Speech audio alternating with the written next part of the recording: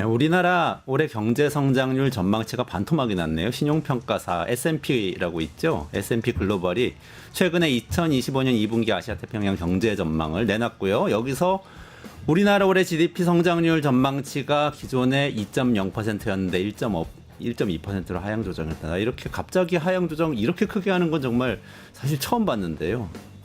중국의 경우엔 4.1%로 그대로 유지했습니다. 일본 1.2% 전망했는데 우리나라하고 같아요. 일본은 지금 30년 침체라고 하는 그런 나라 아닙니까? 우리나라는 다이내믹 코리아였고 어떻게 이렇게 순식간에 경제가 망가질 수 있는지 놀라울 정도입니다. 이런 상황에서 트럼프는 4월에 보편관세 부과하겠다 이렇게 발표를 했고 비는 안 오고 있네요. 경북은 역대 최악의 산불에 시달리고 있고 사망자 숫자 27명까지 늘어났습니다. 정말 원망스러운 상황인데요.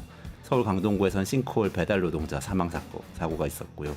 이틀이 멀다 하고 산재 사망 보도가 잇따르고 있습니다. 누구를 믿으면서 희망을 찾으면서 살아가야 될지 계엄령 선포 내란 사태 이후에 국민들이 정말 마음을 둘 곳이 없습니다. 그리고 누가 이 사태를 수습해 나갈지도 참 전망하기 어려운 암담한 상황인데 헌법재판소 윤석열 씨 탄핵 심판은 여전히 선고되지 않고 있습니다. 다행히 어제 이재명 민주당 대표가 무죄 판결을 받았는데요. 그럼에도 불구하고 여당은 법원 판결에 여전히 승복하지 않고 있습니다. 자, 오늘 이 이야기 뉴스토마토 끝장뉴스 라이브에서 다뤄보도록 하겠습니다. 3월 27일 목요일 오후 5시 끝장뉴스 라이브 시작하겠습니다. 오늘도 역시 박영식 시사 에디터님 그리고 김환 한겨레 기자님 모시고 말씀 나누겠습니다. 안녕하세요. 네, 어서 오세요. 안녕하세요. 아이고 답답하네요. 어제 판결 결과 보면서 잠깐 그래도 뭔가 좀 나아지려다 보다 하다가 상황을 보니까 너무 암울한 거예요. 네, 다른 거 다 떠나도 지금 산불 상황이 너무 참담해갖고 그 산불이 빨리 좀 꺼지고 현장에 계신 분들 다 안전에 좀 조심하셨으면 좋겠습니다. 네, 뭐 이제 무죄를 받은 것은 받은 것이고 그 이전과 이후에 대한민국의 어떤 경제적인 혼란과 뭐 또 정치적 불확실성이 뭐 외교적으로도 변수를 굉장히 크게 남기고 있는 것이고 뭐 경제적으로도 그렇고 이제 이런 것들을 정치권 전반에서 다룰 수 있는 분위기가 지금 현재 아니잖아요. 네. 이제 이건 다시 얘기가 다시 돌아가는 겁니다. 어제 무죄 선고가 났음에도 불구하고 헌법재판소는 왜 심판기일을 지정하지 않았는가? 다시 그 얘기로 돌아갈 수밖에 없는데 매우 답답한 현실이죠. 알겠습니다. 어쨌든 오늘 이야기 나누면서 어떻게 수습해 나갈 수 있을지 누가 할 수 있을지 한번 좀 우리가 정리해 볼 수 있으면 좋겠는데요. 첫 번째 이슈를 박 에디터님 좀 정리해 주시죠. 예, 첫 번째 주제는 이재명 2심 무죄, 국민의힘 패닉이라는 주제인데요. 일단 이재명 대표의 항소심 무죄 판결 이후에 국민의힘이 패닉에 빠졌다. 이것은 저희 대본에만 있는 그런 워딩인 게 아니고 뭐 여타 보수 성향의 언론이나 실제 국민의힘 기류가 심상치 않은 건 사실입니다. 대부분 무죄를 예상하지 못했다는 분위기가 읽혀지고 있고요. 이재명 대표는 어제도 그랬고 오늘도 그랬고 현재 사법 리스크를 떨쳐냈기 때문에 떨쳐냈다고 평가를 받고 있기 때문에 사실상의 대선 행보를 지금 하고 있다라는 평가를 언론들도 대다수 하고 있습니다. 우리 일주일 전에 무죄 예측했었는데 우리 방송 안 보시나 봐요, 국민. 들리지가 않죠. 예, 아니 실제로 이거는 제가 그 여권의 핵심 그 의원으로 분류되는 분인데, 뭐 현재 지금 상임위원장도 맡고 계신 분인데, 이분을 이제 어제 만나가지고 얘기를 들어보니까 보수 성향의 그 일간지들과 언론들과 한번 식사하는 자리가 어제 점심 때 있었대요. 그러니까 이재명 대표 무죄 선고 이전에 점심을 직전이죠. 점심을 드셨대요. 정말 천편일률적으로 모든 보수 성향의 언론 기자들은 대부분 국민의힘 쪽 취재를 뭐 튼실하게 하고 있으니까 유죄 나오면 이제 의원님 어떡할 거냐고 되묻더랍니다. 그러니까 민주당 의원에게 이재명 대표 유죄가 거의 사실상 기정사실화되는 분위기인데 이제 민주당 어떡할 거냐. 대선 큰일 났다. 뭐 헌법재판소 지금 선고도 안 하고 있는 와중에 민주당은 장외투쟁만 하고 있고 민주당 정말 큰일 났는데 의원님 고민하셔야 된다. 이런 얘기를 일간지 기자들이 했다는 거예요. 어디라고 말씀 안 드리는 되게 유명한 저희 스튜디오와도 가까운 기자들이 그런 얘기를 했다는 겁니다. 방어문인데 우리. 그래서 이제 그 의원이 굉장히 자기가 아는 바는 아닌 것 같은데 이렇게 확신을 하고 있으니 보수 쪽의 분위기가 어떠한지를 대략 전달받은 것 같다. 이제 이 정도의 분위기였다라고 하니 당연히 패닉, 혼란, 뭐 멘붕, 뭐 이런 단어들이 달리는 건 당연한 일이겠죠. 그렇군요. 우리는 어제 이야기 나누긴 했는데 네. 김한 기자님은 어제 안 계셨잖아요. 그래서 네. 궁금하더라고요. 어제 계셨으면 좋았을 텐데요. 어떻게 보셨어요? 이재명 항소심 판결. 그러니까 이게 이제 일반적인 예상으로 보면 1심 양형 범위에서 2심 양형이 그러니까 유무죄가 뒤집히는 상황이 있을 수 있지만 양형을 낮추는데 한계가 있기 때문에 어떻게 될 거냐에 대한 전망이 있었었는데 그러니까 왜냐하면 1심 재판부가 그 발언 3개 중에 어쨌든 일부 유죄로 인정했던 부분들이 유죄로 인정된다면 양형을 어디까지 낮출 수가 있는 거냐 사실 이게 좀 관심이었어요. 그리고 이제 근데 내용적으로 보면 뭐 민주당 의원들도 그런 얘기를 많이 했지만 사실 이 정도 발언으로 1심 형량이 이례적이었던 거지 뭐 이렇게까지 형량을 높이 그러니까 말하자면 선고한 적은 사실 거의 없거든요. 뭐 그런 상황에서 좀 관심을 가졌었는데 그럼에도 불구하고 어제 뭐 전체 무죄가 나온 거는 굉장히 좀 뭐 와 사법부가 이런 판결도 내리는구나라는 생각을 했었고 달라진 점이 있다면 이제 1심 재판부는 검찰이 제출한 말하자면 그 녹취록을 중심으로 판단을 했고 어제 2심 재판부는 굉장히 여러 차례 그 부분을 강조를 했는데 전체를 우리가 다 봤다. 전체를 다 봐서 맥락적인 이제 말하자면 판단을 했다라는 점이 굉장히 좀 차이점으로 보여지고 또 하나는 아까 제가 첫 번째 말한 그러니까 예를 들면 이게 일부 유죄가 그러니까 위법이 인정되더라고 하더라도 그에 비해서 상응하는 양형에 말하자면 사회적 의미, 정치적 의미가 너무 큰 거죠. 그러니까 예를 들면 지금 뭐 압도적 1위의 대선 주자를 10년간 선거를 못 나오게 하는 상황이 되는 건데 예를 들면 101만 원만 판결을 하더라도 그렇죠. 그러니까 이제 그 부분에서도 굉장히 좀 법원이 신중하게 돌아선 배경이 있지 않나라는 생각도 그냥 개인적으로 해봤습니다. 거기에다가 또 이제 434억 원을 또 민주당이 뱉어내야 되는 그렇죠. 위기에 있었던 것도 사실이고 어제 얘기하지 못했던 부분은 이제 멀찍이 한 걸음 떨어져서 보니까요.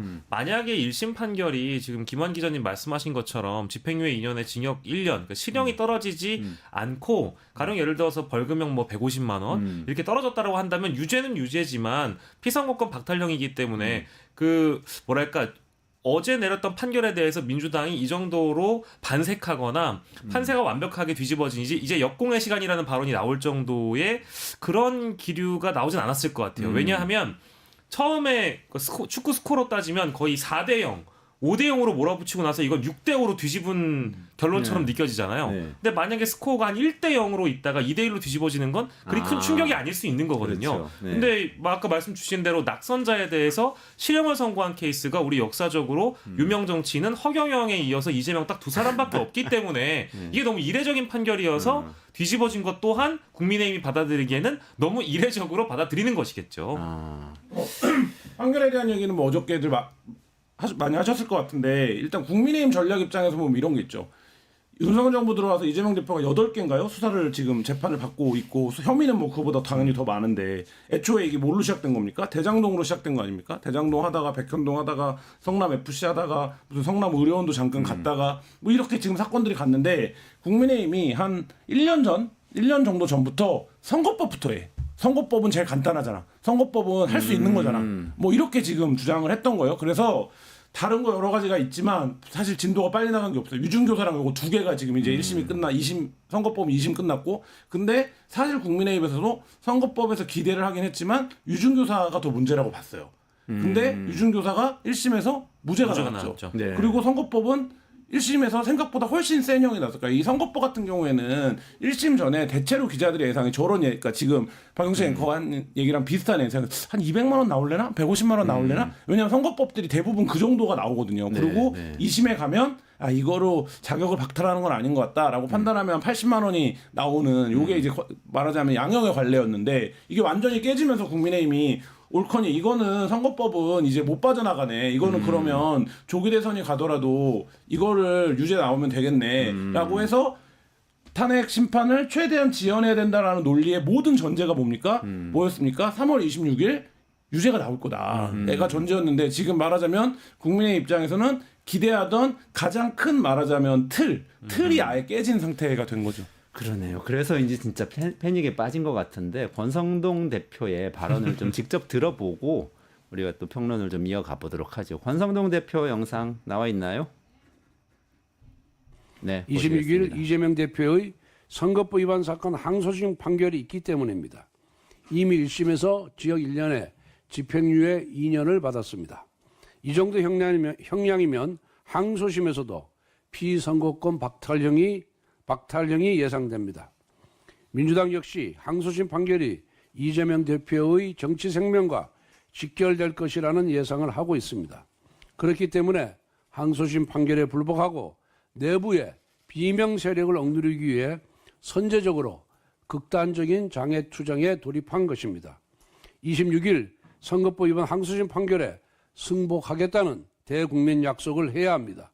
그리고 대규모 소요 사태를 부추기는 장애 투쟁을 즉각 중단하고 국회로 돌아와야 합니다. 허위사실 공표로 수많은 정치인들이 정치 생명을 잃었는데 어떻게 이재명 대표는 같은 사안임에도 불구하고 무죄를 선고할 수 있는지 제가 법조인의 입장에서 봐도 아무리 생각해도 이해할 수가 없습니다. 아마 검찰이 상고를 할 것이라고 생각합니다. 대법원에서 하루빨리 이 부분이 허위사실인지 아닌지 빨리 판단을 내려서 이러한 법적인 논란을 종식시켜 주기를 바랄 뿐입니다. 그리고 특히 백현동 아파트 부지의 경우에 국토부의 압력, 협박 때문에 어쩔 수 없이 용도 변경을 했다라고 이재명 대표가 얘기를 했는데 이건 명백한 허위사실입니다. 이러한 명백한 허위사실이 어떻게 무죄가 됐는지 정말 합리적인 사고를 가진 법관이라면 이러한 판단을 내릴 수 없다. 저는 그렇게 생각을 하고 있습니다. 정신분석학 이론 중에 이런 게 있어요. 어제 나는 사실 내가 아니다. 1년 전에 내가 한 말이나 한 약속에 대해서 지금 내가 지켜야 된다는 건 어떤 우리가 사회적으로 약속한 것이지 그게 실제로 나는 아니었기 때문에 지킬 필요가 없다 이런 이론 대중가요 중에는 있거든요. 대중가요 중에는 내 속엔 내가 너무도 많다라는 가사도 있습니다. 아 가시나무. 네. 어떻게 봐야 되나요? 25일의 권성동과 26일의 권성동. 그러니까 뭐 어제의 권성동과 오늘의 권성동이 다르다니까 날짜로 따지면 그제의 권성동과 어제의 권성동이 달랐던 거잖아요. 근데 이제 권성동 원내대표가 최근에 했던 행보 중에는 이재명 망언집을 냈다가 명언집 냈다고 이제 당원들한테도 국민의힘 당원들 일각에서도 욕을 먹었고 이재명 띄워주기 아니냐 이런 얘기를 했다가 이제 소위 이제 똥볼을 찼다라는 평가들을 받았었는데 어제도 사실 승복 메시지를 내라고 요구한 것은 이건 좀 패착이 아닐까라는 생각을 제 개인적으로 좀 했어요. 왜냐면 섣불렀다. 왜냐하면 탄핵 심판 선고에 대한 승복을 요구하는 것도 윤석열이 승복을 해야 되는 것이지 왜 야당 대표와 민주당에게 승복을 요구하는 것이라는 비판이 잇따랐던 것처럼 선고를 하루 앞두고 저렇게 입장을 내버렸는데 만약에 결론이 무죄로 나오면 저걸 어떻게 받아들이려고 하지 저는 되게 의문이었거든요. 근데 결국 이제 우리가 주제로 다룰 수밖에 없는 그런 상황이 됐다는 거는 권성동 원내대표의 정치력에 이른바 이제 한계가 온 것이 아니라는 생각이 좀 들고요.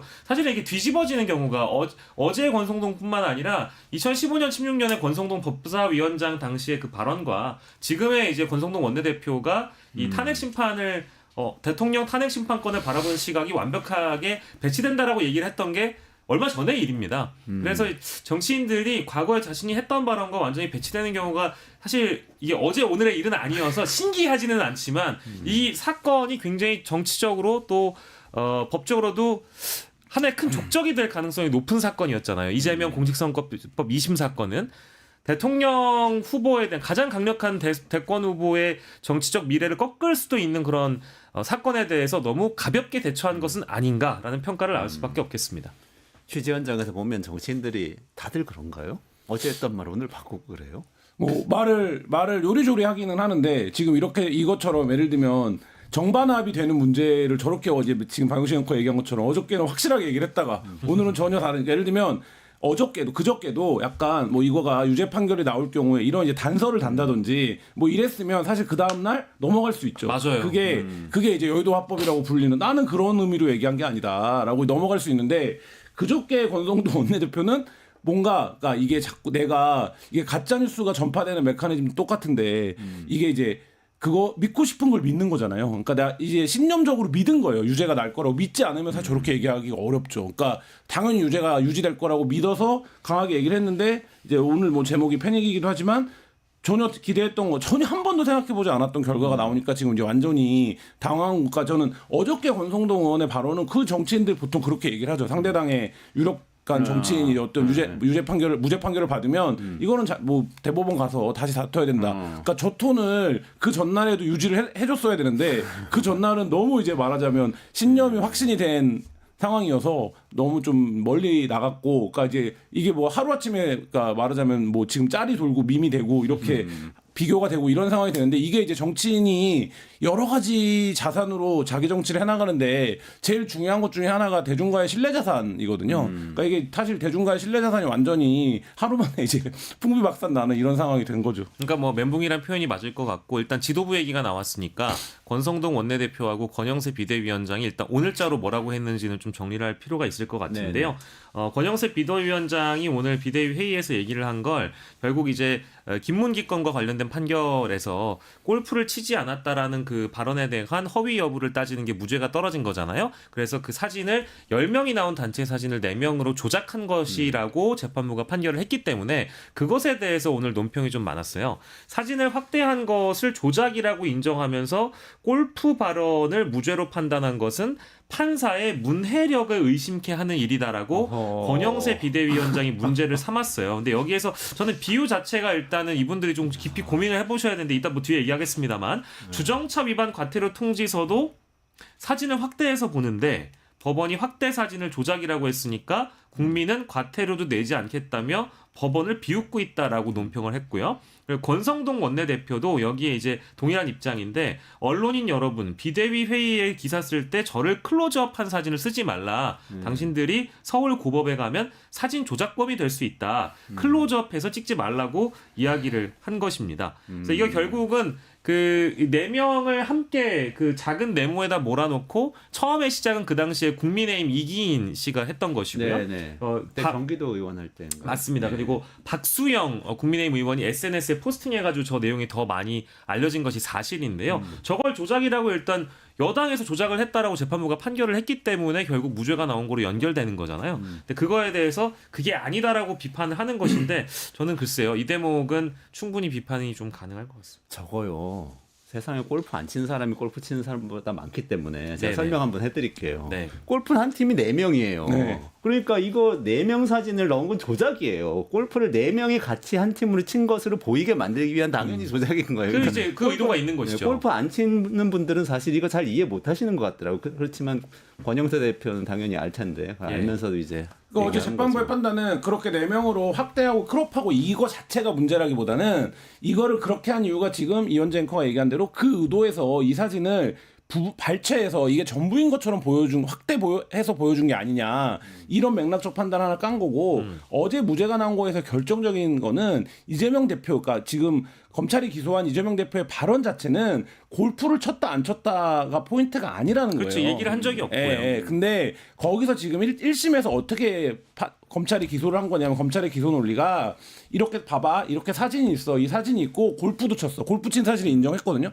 골프도 쳤어. 그러면 교유행위가 있었다라고 봐야 되는 게 맞지 않겠습니까? 김문기 전 차장관. 예. 네. 이렇게 뭐 친하다는 뜻인가요? 김밀하고 친하게 네네네. 지내던 사이라는 게 그러니까 말하자면 그 사진으로 행위를 규정할 수는 없는 거예요. 근데 검찰은 그 논리, 그러니까 예를 들면 각각 떨어져 있는 두 개의 사실을 묶어서 기소를 했고 1심 재판부가 그걸 받아들였습니다. 근데 이게 법의 논리가 아니라 일반적인 사람들의 살아가는 세상사 논리를 보면 그렇게 이해할 수도 있어요. 예를 들면 그렇죠. 뭐 사진도 찍고 골프도 치고 이러면 알고 지내는 사이겠네. 하필이면 또 테일러메이드에다가 볼캡도 달려있고 뭐 이제 골프 모자에 뭐 골프 패션이니까 할 수 있네. 뭐 그렇게 해서 예를 들면 비판할 수 있죠. 그리고 만약에 언론적 수준이라고 하면 그거에 대해서도 뭐 의혹이 일고 있다. 주변에서 증언이 있다라고 하면 하는데 이건 그게 아니라 법은 그게 아니라 이재명 대표가 당시 한 발언 이 발언이 허위 사실에 해당하는지 안 하는지를 따지는 건데 어제 법원은 이재명 대표 입장에서는 저 사진을 조작이라고 생각할 수 있고 그리고 법원도 이거는 그 의도를 담아서 사진을 조작한 거다 이렇게 이제 판단을 내린 거죠. 근데 어쨌든 간에 지금 권영세 대표하고 권성동 원내대표는 그렇게 얘기를 했는데 또 여권의 이른바 이제 차기 대선 주자로 네. 본인들을 생각하고 계신 분들이 계시잖아요. 이분들은 반응이 어땠나요? 이분들도 뭐 사실은 어제 결론 나오자마자 한 말씀씩 덧붙이긴 했는데 대부분 당혹스러워한다거나 이 사법부의 판결을 비판한다든지 아니면 뭐 이 판결에 대해서 분노한다든지 이제 이런 각양각색의 반응을 내놓긴 했습니다만 대부분 결론은 대법에서 빨리 일정을 앞당겨서 다시 판단을 해달라라는 것이 결론입니다. 그래서 오세훈 시장 같은 경우에도 이러면 이렇게 된다면 사회가 바로 설 수 없다. 악과 선에 대한 규정을 제대로 해달라라고 이제 페이스북에 메시지를 남겼고요. 한동훈 전 대표도 이 이재명 대표에게 거짓말 면허증을 사법부가 부여한 것이다라는 그런 이야기를 SNS에 남겼고 홍준표 시장도 마찬가지로 무죄를 정하고 논리를 만든 것 아니냐. 결국 무죄를 결론 지어놓고 거기다 논리를 껴맞춘 수준이다라는 그런 비판을 했고요. 안철수 의원은 아까 여의도 합법을 사실 제일 잘 활용한 사람이기도 합니다. 왜냐하면 그 어제 있었던 2심 선고가 나기 직전 날, 그 전날에는 결과가 어떻게 나오든 간에 정계 은퇴를 해야 된다. 이제 이런 대선 불출마해야 된다라는 얘기를 했었거든요, 사실은. 네. 그래서 미리 이제 우리가 흔히 얘기한 니주를 깔아놨다고 아주 전제를 좀 깔아놨던 건 사실입니다. 하지만 어쨌든 선고가 나오고 나서도 그래도 결론은 달라지지 않는다. 사법 리스크는 남아있고 이 말이 재밌습니다만 어제 소개해드린 대로 무죄가 났다고 해서 면죄부를 주는 것은 아니다. 이렇게 얘기를 무죄는 무죄긴 한데 그 의미가 맥락이 뭐냐면 아직까지도 재판이 남아있다. 많이 남아있다. 사법 리스크가 사라진 게 아니다. 라고 이제 지적을 한 것이죠. 다른 분들도 대체로 어쨌든 예상은 못했네요. 다 예상 못했다고 봅니다. 사실이네요. 네. 그러니까 자꾸 주장을 하다 보니까 그게 사실인 걸로 너무 믿은 것 같은데 특히 안철수 의원 같은 경우는 무죄라도 이재명 대표는 출마하면 안 된다 이런 발언은 어떻게 봐야 될까요? 이거는? 조급함의 발로라고 봐야 될지. 그러니까 안철수 의원이 약간 뭐라 그럴까요?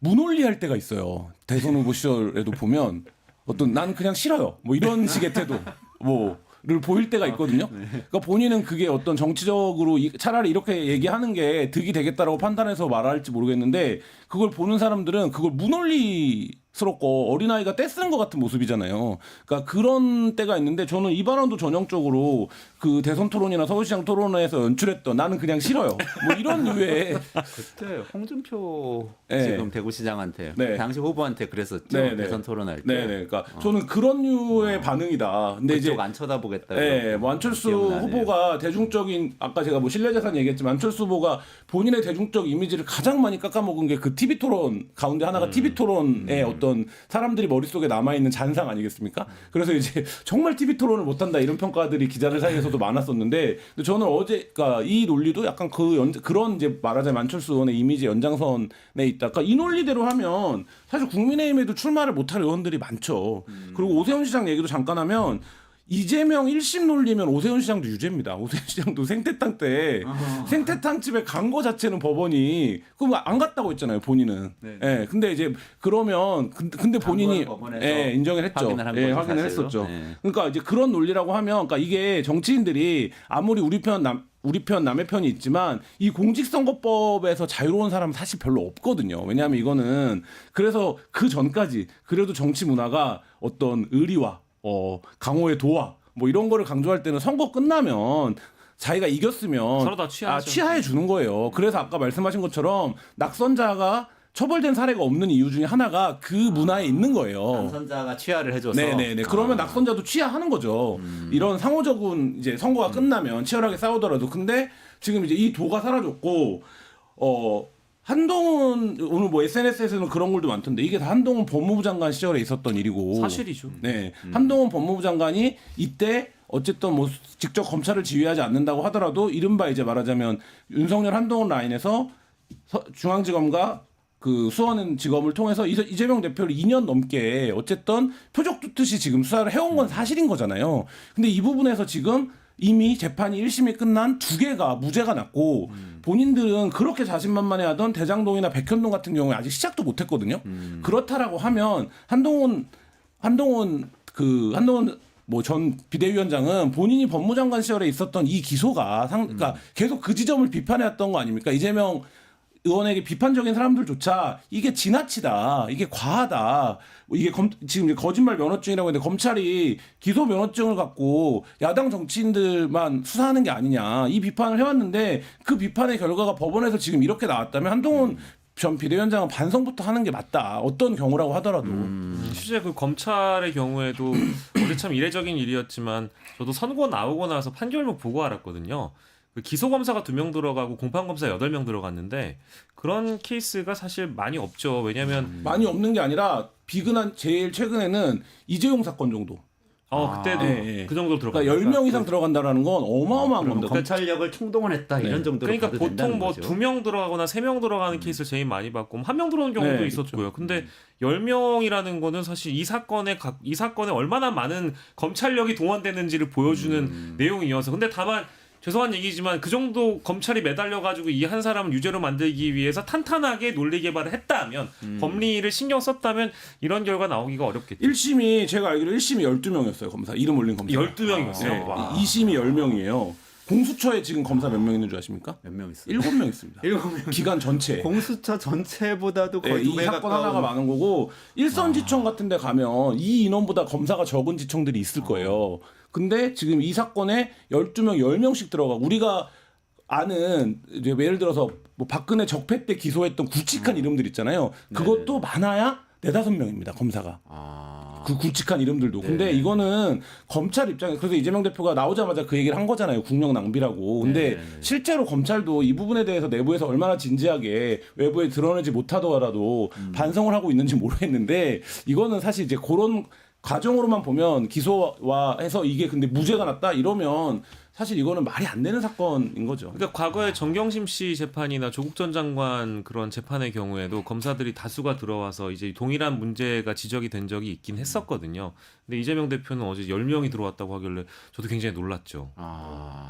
어쨌든 검찰력을 그렇게 총동원했는데도 무죄가 무죄가 나와버린 것이니까 뭐 사실 할 말은 없겠네요. 저는 그러니까 무죄가 이미 났으니까 그런데 사실 이 건이 방송사 원문 스크립터 발언한 원문 회의록 놓고 보면 이걸 검사 10명이 왜 필요한가? 맞습니다. 이거 자체가 위력 과시거든요.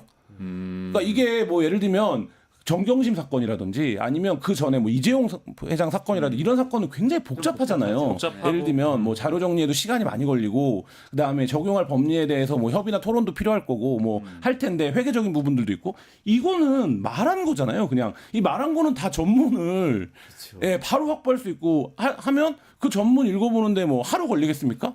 사실 그런데 그러네, 뭐 진짜. 이렇게 지금 했다라는 것 자체는 저는 검찰이 분명히 반성할 지점이 뭐 반성 정도가 아니라 대우각성할 지점이 있다라고 생각합니다. 그리고 이제 2심에는 이제 10명이 들어왔잖아요. 근데 1심 때 그때 검찰이 공소 제기한 것을 항소심 재판부가 공소장 변경을 요구를 했다라는 것 자체에서 일단 굉장히 그 무죄 가능성을 높일 수밖에 없는 것이 이게 이제 어쨌든 그 1심 재판부에서 판단한 근거가 됐던 검찰의 주장을 이제 변경하라고 2심 재판부가 요구한다는 건 판을 흔들겠다라는 시그널이었기 때문에 뭐 결국 무죄가 나오는 가능성이 더 높아지는 상황이었다라고 저는 보죠. 근데 그런 와중에도 별 내용이 아닌 건 아니지만 어쨌든 지금 김환 기자님 말씀해 주신 대로 이렇게 어려운 내용이 아님에도 불구하고 10명의 검찰이 동원될 필요가 있었을까? 저에게는 좀 개인적으로 충격이었습니다. 그럼에도 불구하고 지금 바로 상고하겠다고 네. 이제 발표를 했잖아요. 이건 어떻게 보세요?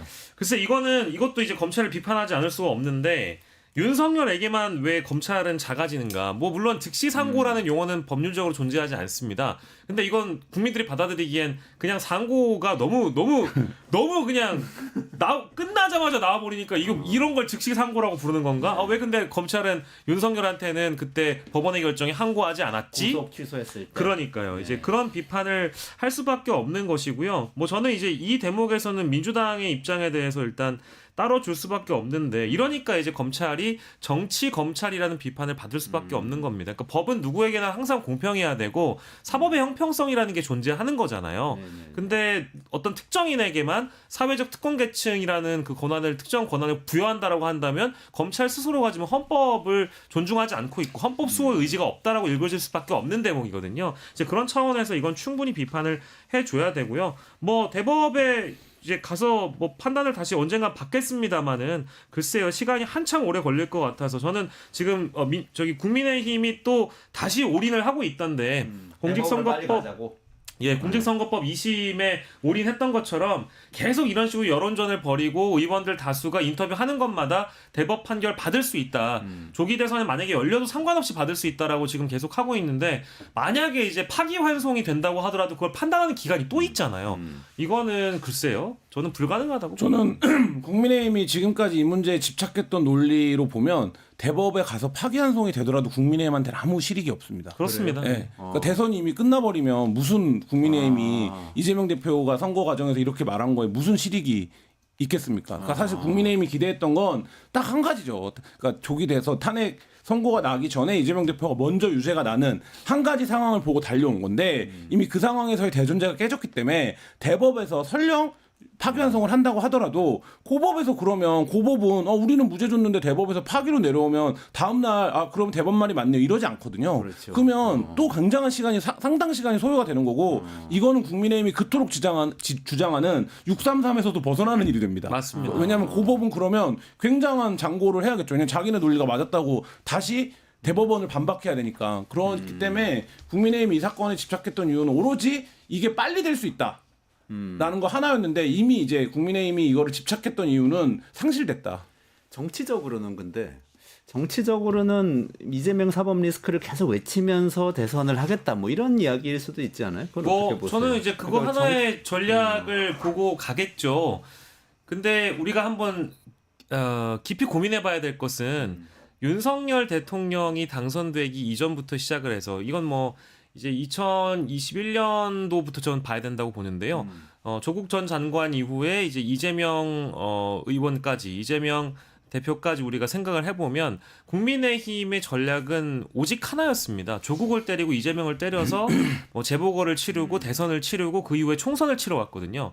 전략이 너무 한결같고요. 대선은 물론 이제 인물 간의 대결로 비춰질 수 있겠습니다만 양당의 에너지가 다 응축된다라고 봤을 때 어떤 캠페인을 벌일 것인가 매우 중요하잖아요. 근데 대선에 가서도 또 똑같이 이재명에 대해서 사법 리스크만 강조해서는 이게 지금 달리 방법이 없다라고 저는 생각이 들고 비교될 수 있는 대상이 지금 있잖아요. 네. 지금 시기로 봤을 때는 일단 윤석열 탄핵 심판 선고가 끝나더라도 이 윤석열에게 제기되고 있는 내란 수괴 혐의가 재판이 진행 중인 과정에서 대선이 치러지기 때문에 과연 사법 리스크에 대한 무게가 이재명에게 더 크게 다가올 것인지 아니면 윤석열에게 더 크게 다가올 것인지는 그럼 국민의힘이 계산을 해보면 알 것 같습니다. 지금 어제 상고하겠다고 발표했는데 지금 상고했다고 또 네. 속보가 나왔네요. 예상했던 내용이고 그러네요. 그 국민의힘의 선거 전략은 사실 그거 하나였죠. 그러니까 뭐냐면 이재명 후보가 호감도도 1등이지만 비호감도도 높아요. 그러니까 이재명 후보에 대한 불안감을 갖고 있는 유권자들이 분명히 있어요. 그 부분에서 그거를 가장 정확하게 자극하는 포인트가 뭡니까? 사법 리스크예요. 사법 리스크가 있다. 사법 리스크라는 거는 근데 사법 리스크라고 하면 추상적인데 유죄가 나왔어. 그러면 이거 유죄 나왔고 대법원 가서 판단하면 선거 또 다시 치러야 돼요. 어차피 이재명은 뽑아봐야 안 돼요. 그러니까 국민의힘이 그 구사하려고 했던 전략이에요. 그게 요체예요. 아니 근데 저는 솔직히 뭐 이 정도 됐으면 그냥 산불 현장에 가서 산불 같이 끄겠습니다. 안전하게 만들겠습니다. 연금개혁 지금 뭐 합의안도 만들었으니까 연금개혁 이어서 하겠습니다. 윤석열 정부가 하던 의료개혁도 하겠습니다. 이렇게 그냥 해볼 수도 있지 않아요? 그게 정상이죠. 솔직히. 네. 그리고 그게 더 유리하지 않아요? 지금 그렇게 가려고 했으면 12월 그러니까 뭐라 그래야 될까요? 한동훈 비대위원장이 탄핵을 계엄은 안 된다. 탄핵을 가자라고 했던 그때 스탠스로 지금까지 유지를 해왔어야 되는데 맞아요. 예, 그때 그거를 유지를 못했고 결국에 한동훈을 쫓아내는 상황을 만들었고 그 다음에 또 가장 결정적인 최근의 변수는 나와 있는 거죠 윤석열이. 그러니까 그거를 끊어낼 수가 없죠. 한 번 꼬인 스텝은 다시 돌아오기 어렵다 이런 걸 보여주는 것 같은데 반면 이재명 대표는 또 선거 어제 끝나자마자 어제 박영식 에디터님이 전해주셨는데 안동에 산불 화재 현장에 갖고 또 산불 화재 현장에 계속 머물러 있는 모양이더라고요. 예, 맞습니다. 이제 어제 오늘도 계속 이제 고향인 안동 그리고 이제 영남 지역을 중심으로 해서 아마 화재 이재민들을 돌보는 행보를 할 것으로 이제 예측이 되고요. 실제 어제 오늘도 그런 행보를 보이면서 이재민들을 만나고 직접 대면해서 민주당이 할 수 있는 이재명 대표가 할 수 있는 여러 도움들을 좀 드리겠다. 그리고 실제 어려운 부분이 어떤 것인지 경청하는 태도를 보여주고 있는데 뭐 그런 과정 속에서도 실제 얘기를 들어보니까 굉장히 좀 어렵다고는 합니다. 왜냐하면 일부 화면에 좀 잡히긴 했습니다만 이제 이 지역 자체가 이제 경북 지역이고 이재명 대표에게 좀 비호감이 큰 분들이 많이 계시기 때문에 인사를 하러 갔는데도 불구하고 이렇게 늦게까지 와서 우리 집 다 불타고 있는데 이제 이렇게 늦게 오면 뭐 하냐라는 식으로 핀잔을 들었다고도 하더라고요. 하지만 그럼에도 불구하고 저는 이재명 대표라는 사람이 대선 주자라고 한다면 당연히 가야 하고 당연히 가서 이재민들을 보듬어 안아야 대통령 후보의 자격이 또 있다고 생각하고요. 이것은 이재명 대표만의 문제가 아니라 여권에 있는 모든 대서주자들, 모든 정치인들이 사실 다 그 이재민들을 돌봐야 하는 것입니다. 꼭 이재명 대표만 할 수 있는 일은 아니라고 보고요. 저런 행보가 사실은 더 높이 평가받을 수 있는 이유는 현재 대통령인 윤석열이 직무정지가 되어 있기 때문에 지금 뭐랄까 운신의 폭이 좀 좁잖아요. 움직일 수 있는 뭐 이 어떤 동선 자체가 굉장히 좀 뭐 그 현장에 내려간다든지 이런 건 뭐 불가능한 상황이기 때문에 이재명 대표가 주목을 받을 수밖에 없는 그런 상황에 있다라고 볼 수밖에 없겠네요. 그러네요. 그 외교 일정도 있었죠. 알래스카 주지사 만났던 게 사실 화제가 많이 되고 있긴 한데요. 뭐 이제 더 잘 아시겠습니다만 트럼프 대통령이 알래스카 이제 LNG 이 개발권과 관련된 관심이 굉장히 드높은 상황이라서 알래스카 주지사가 굉장히 중요 인물로 꼽혀 있고 또 실제로 트럼프와도 굉장히 가까운 인물로 분류가 되고 있기 때문에 방한을 했을 때 어떤 인물을 만나는지에 대해서 굉장히 관심이 높았는데 재밌는 것은 어제 재판 있기 전에 이제 오전에 알래스카 주지사를 만났다고는 하는데 주지사를 만난 사람이 이재명 대표만 있는 건 사실 아니에요. 대부분 다 많이 만났습니다. 사실 뭐 한덕수 권한대행도 만났고 세일즈를 하러 온 사람이 있죠. 그렇죠. 예. 산업부 LNG 사러 그렇죠. 사라고. 산업부 장관도 만났고 뭐 심지어는 김동연 경기도지사도 만났어요. 근데 안 만난 건 아닌데 유독 하필이면 어제 일정이 이재명 대표의 동선에 관심이 많이 꽂히다 보니까 마치 오해하시는 분들도 있더라고요. 야, 이재명 대표만 알래스카 주지사를 만난 거 아니냐. 이미 트럼프는 이재명을 대통령으로 찍은 거 아니냐라고 오해를 이제 하시는 분들도 있는데 물론 이제 보기에는 좋았겠습니다만은 그리고 당연히 경제 대사로서 경제 정권 대사로서 이재명 대표가 이런 행보를 보이는 것도 대선 행보의 일환이고 이재명 대표에게도 좋고 민주당에게도 나쁠 거 없는데 다만 팩트는 굉장히 다양한 인사들을 만난 건 사실이다. 이런 사실이다. 건 있죠. 예를 들면 이게 그냥 이거 약간 가볍게 드리는 말씀인데 내 걸 팔러 왔어요. 네. 근데 지금 이 정부에 사줄 사람이 없잖아요. 네, 누가 몰라. 근데 이렇게 보니까 정권이 바뀌면 저기는 살 수 있는 권한을 갖는 사람이네.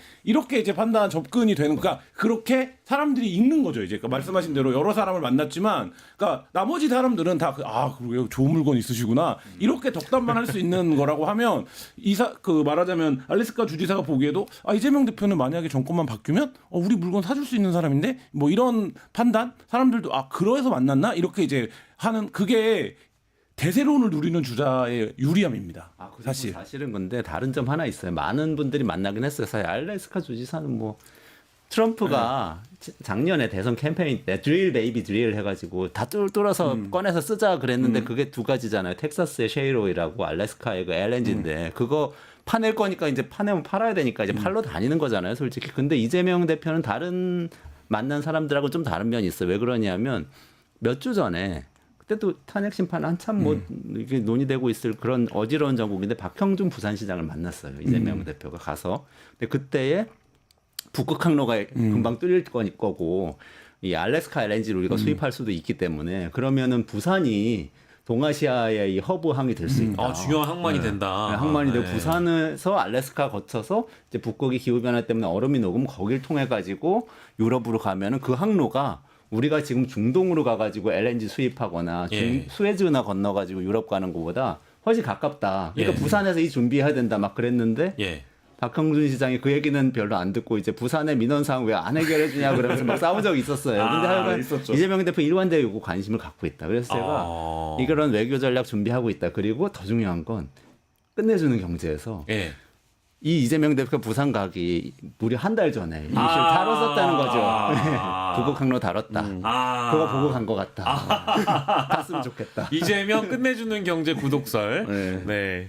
여기까지 자랑하고 두 번째 이슈 짧게 해야 되겠네요. 두 번째 이슈는 처음에 저희가 방송 시작하면서 말씀드린 대로 윤석열 탄핵 심판 선고기일 지정이 오늘까지도 안 되고 있습니다. 매우 답답한 그런 상황인데요.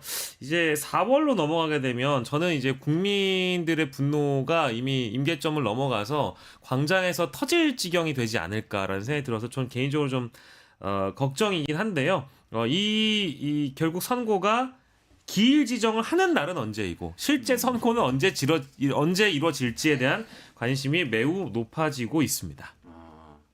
김한 기자님 이거 사실인가요? 혹시 그렇게 내일 선고 날 거라고 네, 저는 전망을 하셨던 적이 있다고. 일관되게 지금 3주째 금요일 선고서를 얘기하고 있습니다. 저의 바람과 희망과 금요일인데 내일 금요일이? 내일 날 거라고 봤는데 28일 금요일. 그러면 20분 남았는데. 네. 기일 지정을 아직 안 했는데. 아니 오늘 뭐 그 잘못된 문자가 돌았다고 헌재가 정정하는 일도 있었어요. 기자들 사이에서 오늘 뭐 5시에 선고기일 공지가 있을 예정입니다라는 예고 문자가 마치 헌재가 보낸 것처럼 기자들 사이에 돌았는데 헌재가 자기네는 그런 문자를 보낸 적이 없다. 그럼 오늘 안 한다는 뜻이. 뭐 그런 뜻이겠죠. 그런데 두 가지 설이 지금 다 나오고 있죠. 예를 들면 3월 26일 재판을 보고 하려고 정무적으로 판단한 거 아니냐라는 설이에요. 그 얘기의 핵심은 뭐냐면 사법적인 판단은 이미 내려졌어. 우리는 합의를 했는데 이 사법적인 판단을 발표하기에 앞서서 정무적인 정치적인 일정들이 있으니까 이거를 보고 우리가 하자. 그래서 늦어지고 있다라는 설이 하나 있는 거고 그다음에 또 하나의 설은 국민의힘에서 지금 계속 얘기하고 있는 이른바 5대3 설. 그러니까 이게 말하자면 5대3 대들하게 걸린 게 아니냐 이런 얘기예요. 그러니까 그 두 가지 중에 어떤 것 때문에 발표를 안 하는 거냐 이거가 지금 불안감이 높아지고 있는 상황인데 저는 이제 헌재 압력도 가득 찼고 헌재가 이거를 미룰 수 있는 시간, 그러니까 말하자면 벼랑 끝도 별로 안 남았다고 생각을 하기 때문에 당장 내일이 아니더라도 이제는 다음 주에는 내야 된다. 그렇지 않을 경우에는 사실 헌재 자체가 이 기간의 의미가 뭐냐 도대체 이런 굉장한 그 시민적 도전에 직면하게 될 거다 이런 생각이 듭니다. 그래서 우리 인내심 많은 우원식 국회의장이 한마디 하셨어요. 네. 한마디 하셨어요. 그 영상 잠깐 보시고 이야기 계속 나누시죠. 지금은 헌재에게 주어진 시간입니다만 국민의 시간 없이 헌재의 시간도 없습니다. 국민의 뜻을 받들어 두 가지를 당부하고 요청드립니다. 첫째, 헌법재판관들께서는 최대한 신속하게 윤석열 대통령 탄핵 심판 선고를 내려주십시오. 선고가 지연될수록 우리 사회가 감당할 혼란이 커질 것입니다.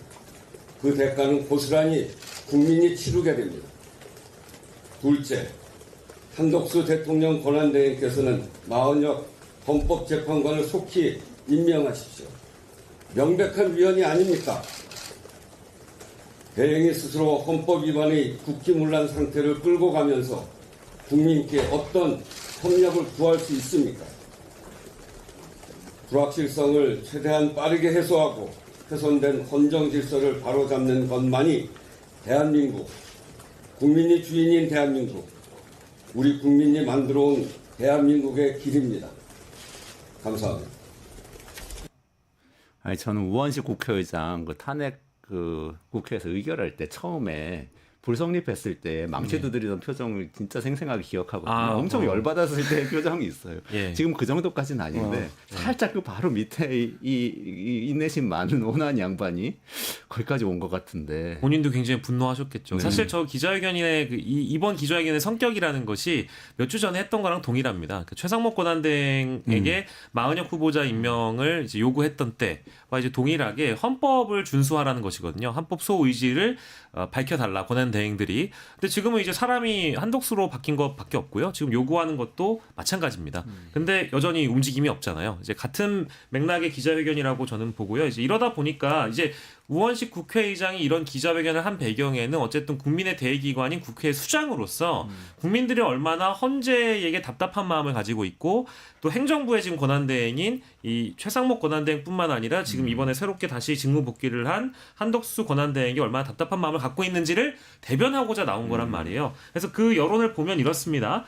윤석열 대통령의 탄핵 심판 대응에 대해서 헌법재판소가 잘하고 있냐라는 이제 여론조사가 있었는데요. 이게 이제 엠브레인 리서치에서 한 그런 여론조사인데 보니까 35%가 잘하고 있다. 그리고 58%는 잘못하고 있다라고 답변을 하고 있어요. 그러니까 10명 중에 대략적으로 6명이 탄핵 심판이 지금 잘못되고 있다라고 지금 진단을 하고 있는 겁니다. 이 답답함이 증명되고 있는 것이거든요. 이제 이런 국민들의 답답함을 좀 덜어주는 기자회견이라고 또 봐야 되겠죠. 잘못되고 있다 60%는 섞여 있겠네요. 아무래도 인용을 지지하는 분들과 기각을 지지하는 분들 그 퍼센티지는 어때요? 그 퍼센테이지는 지금 보면 윤석열 대통령 탄핵에 찬성한다는 의견은 58%고요. 반대 의견은 37%로 나와 있습니다. 그렇군요. 김한 기자님 네. 어떻게 보십니까? 그래서 이거 언제 선고가 날 거라고 보세요? 이제 내일은 아닌 것 같은데. 네, 내일은 지금 이제 선재가 이틀 전에는 공지를 하겠다나 기존의 관례대로 하겠다고 해서 내일은 아닐 것 같고요. 저는 뭐 내일이라도 공지해서 월요일이라도 하면 된다라고 생각을 하고 그렇지 않더라고 하더라도 어쨌든 다음 주를 넘겨서는 안 된다. 그러니까 월요일 날 하면 3월 안에 끝나는 거 아니겠습니까? 네. 네. 그러니까 그래서 저는 31일이죠. 네. 월요일이. 그래서 요즘에 방송에서는 이제 진행자하고 출연자들끼리 합의를 해요. 네. 헌재가 합의를 못 하잖아요. 그냥 저희끼리 그냥 합의를 하는 그런 저희끼리 그냥 합의하시죠. 그냥 4월 설 이런 거 모르겠고 31일로 31일로. 근데 이게 또 4월로 넘기잖아요. 이게 뭐랄까 이것도 그냥 웃자고 한 얘기인데요. 4월 1일 화요일에 선고를 할 수는 없을 것이다. 네, 그렇죠. 만우절이라서 네. 만우절에 만약에 헌재가 또 선고해버리면 사람들이 이거 기사 보고 이거 장난이야? 이렇게 평가하는 사람도 있지 않겠냐. 이제 그런 것까지 설마 헌재가 고려하는 정치적인 기관은 아니라고 좀 보는데 그냥 이런 거 다 귀찮으니까 3월 31일에 그냥 네. 선고하시죠. 내일 발표하시고. 그러니까 두 분은 모르겠다인데 아닙니다. 31일에 했으면 좋겠다 이런 아니 입장이신 내일 거죠? 선고기를 지정한다고 헌재가 발표할 거라고 저는 굳게 믿고요. 내일 지정한다. 왜냐하면 이게 더 빠져나 핑계대기가 좋은 게 어제 만약에 이재명 선고가 끝나고 나서 선고기를 지정하면 이것 봐라 이 집단 정치적인 애라는 그런 오해를 받을 수 있잖아요. 그래서 저는 목요일과 금요일 사이에 분명히 할 거라고 봤는데 금요일이 가능성이 더 높은 이유가 지난주 금요일에 이미 한덕수 기일을 지정했고 월요일에 발표를 했습니다. 지난주죠. 네. 그렇기 때문에 선례가 이미 생겼어요. 금요일에 선고기를 지정한다고 발표한 적이 있고 월요일에 탄핵심판 선고를 한 전례가 있습니다. 그러면 내일 윤석열 탄핵심판 선고 기일 지정하면 되고 월요일이라고 월요일에 탄핵 선고하면 된다. 저는 이렇게 보죠. 저도 뭐 그렇게 돼야 된다라고 생각을 하고 만약에 그게 아니라 넘긴다라고 하면 뭐 다음 주 금요일이 될 것 같은데 저도 이제 그거를 뭐 사실 추론하고 막 따지고 계산하는 거 이제 의미가 없다고 생각을 하고 헌재가 미룰 수 있는 최대치까지 미뤄서 지금 왔기 때문에 말씀하신 대로 내일 기일 공제하고 월요일 하면 된다 이렇게 생각합니다. 최대치가 4월 18일인가요? 최대치라고 하면 4월 11일이 됐죠. 4월 11일이 되겠죠. 4월 11일, 네. 4월 18일에 퇴임일이니까. 두 명의 재판관이 퇴임하는 네. 거고 그 뒤까지도 간다는 얘기도 있던데. 그러면 저는 기간 붕괴가 올 거라고 생각합니다. 왜냐하면 그거를 견딜 수 없을 거예요. 왜냐하면 지금 이 시민들의 압력이라는 게 그래도 지쳐가고 있지만 헌재가 한다. 이게 내용적으로 어떻게 8대0이 안 나냐 이 믿음 위에 있는 건데 이 두 명의 재판관이 퇴임하는 상황으로 넘어간다라는 건 헌재가 사실상 불능 상태에 빠진다는 거 아닙니까? 어떻게 되는 거죠? 6명이 남는 거잖아요, 재판관들. 만약에 또 한덕수 대행이 임명을 추가로 안 한다고 하면 근데 할 수도 있죠. 할 수도 있죠. 예, 할 수도 있는데 상황이 어떻게 되죠? 쉽지 않죠. 그러니까 그건 어떤 경로, 어떤 과정을 따져도 그냥 그런 식으로 표현하자면 공화국이 한 번도 가보지 않은 길이죠. 그 두 명의 빈 공석을 이제 한독수 권한대행이 추천하는 사람 몫으로 이제 채우게 되는 거 아닌가요? 네, 제가 맞습니다. 알기로는. 그죠. 그럼 그렇죠. 그렇게 대통령 되면 몫이죠, 그러니까. 그렇게 되면은 지금 계산이 더 복잡해지죠. 그러니까 저는 그거는 그리고 거의 불가능할 거라고 봅니다. 왜냐하면 한덕수 탄핵 기각할 때도 그 문구가 들어갔는데 정교선 재판관이 그렇게 쓴 거 아닙니까? 본인도 연관이 있는 사건에 대한 수사를 회피해야 할 목적이라는 거가 들어간 거 아닙니까? 근데 누가 보더라도 한덕수 대행이 만약에 헌법재판관을 임명한다라고 하면 본인도 연관이 되어 있는 사건에 대해서 이해 당사자가 임명하는 꼴이 되기 때문에 저는 그거는 불가능하고 그러면 사실 변론도 다시 시작해야죠. 근데 그게 이제 여권 일각에서 나오고 있는 얘기긴 한데 저는 그거는 현실적으로 불가능하고 그렇게 되면 헌법재판소라고 하는 기관이 불능화되는 상태로 빠지는 거고 그러면 정말 가보지 않은 길에 들어서게 된다.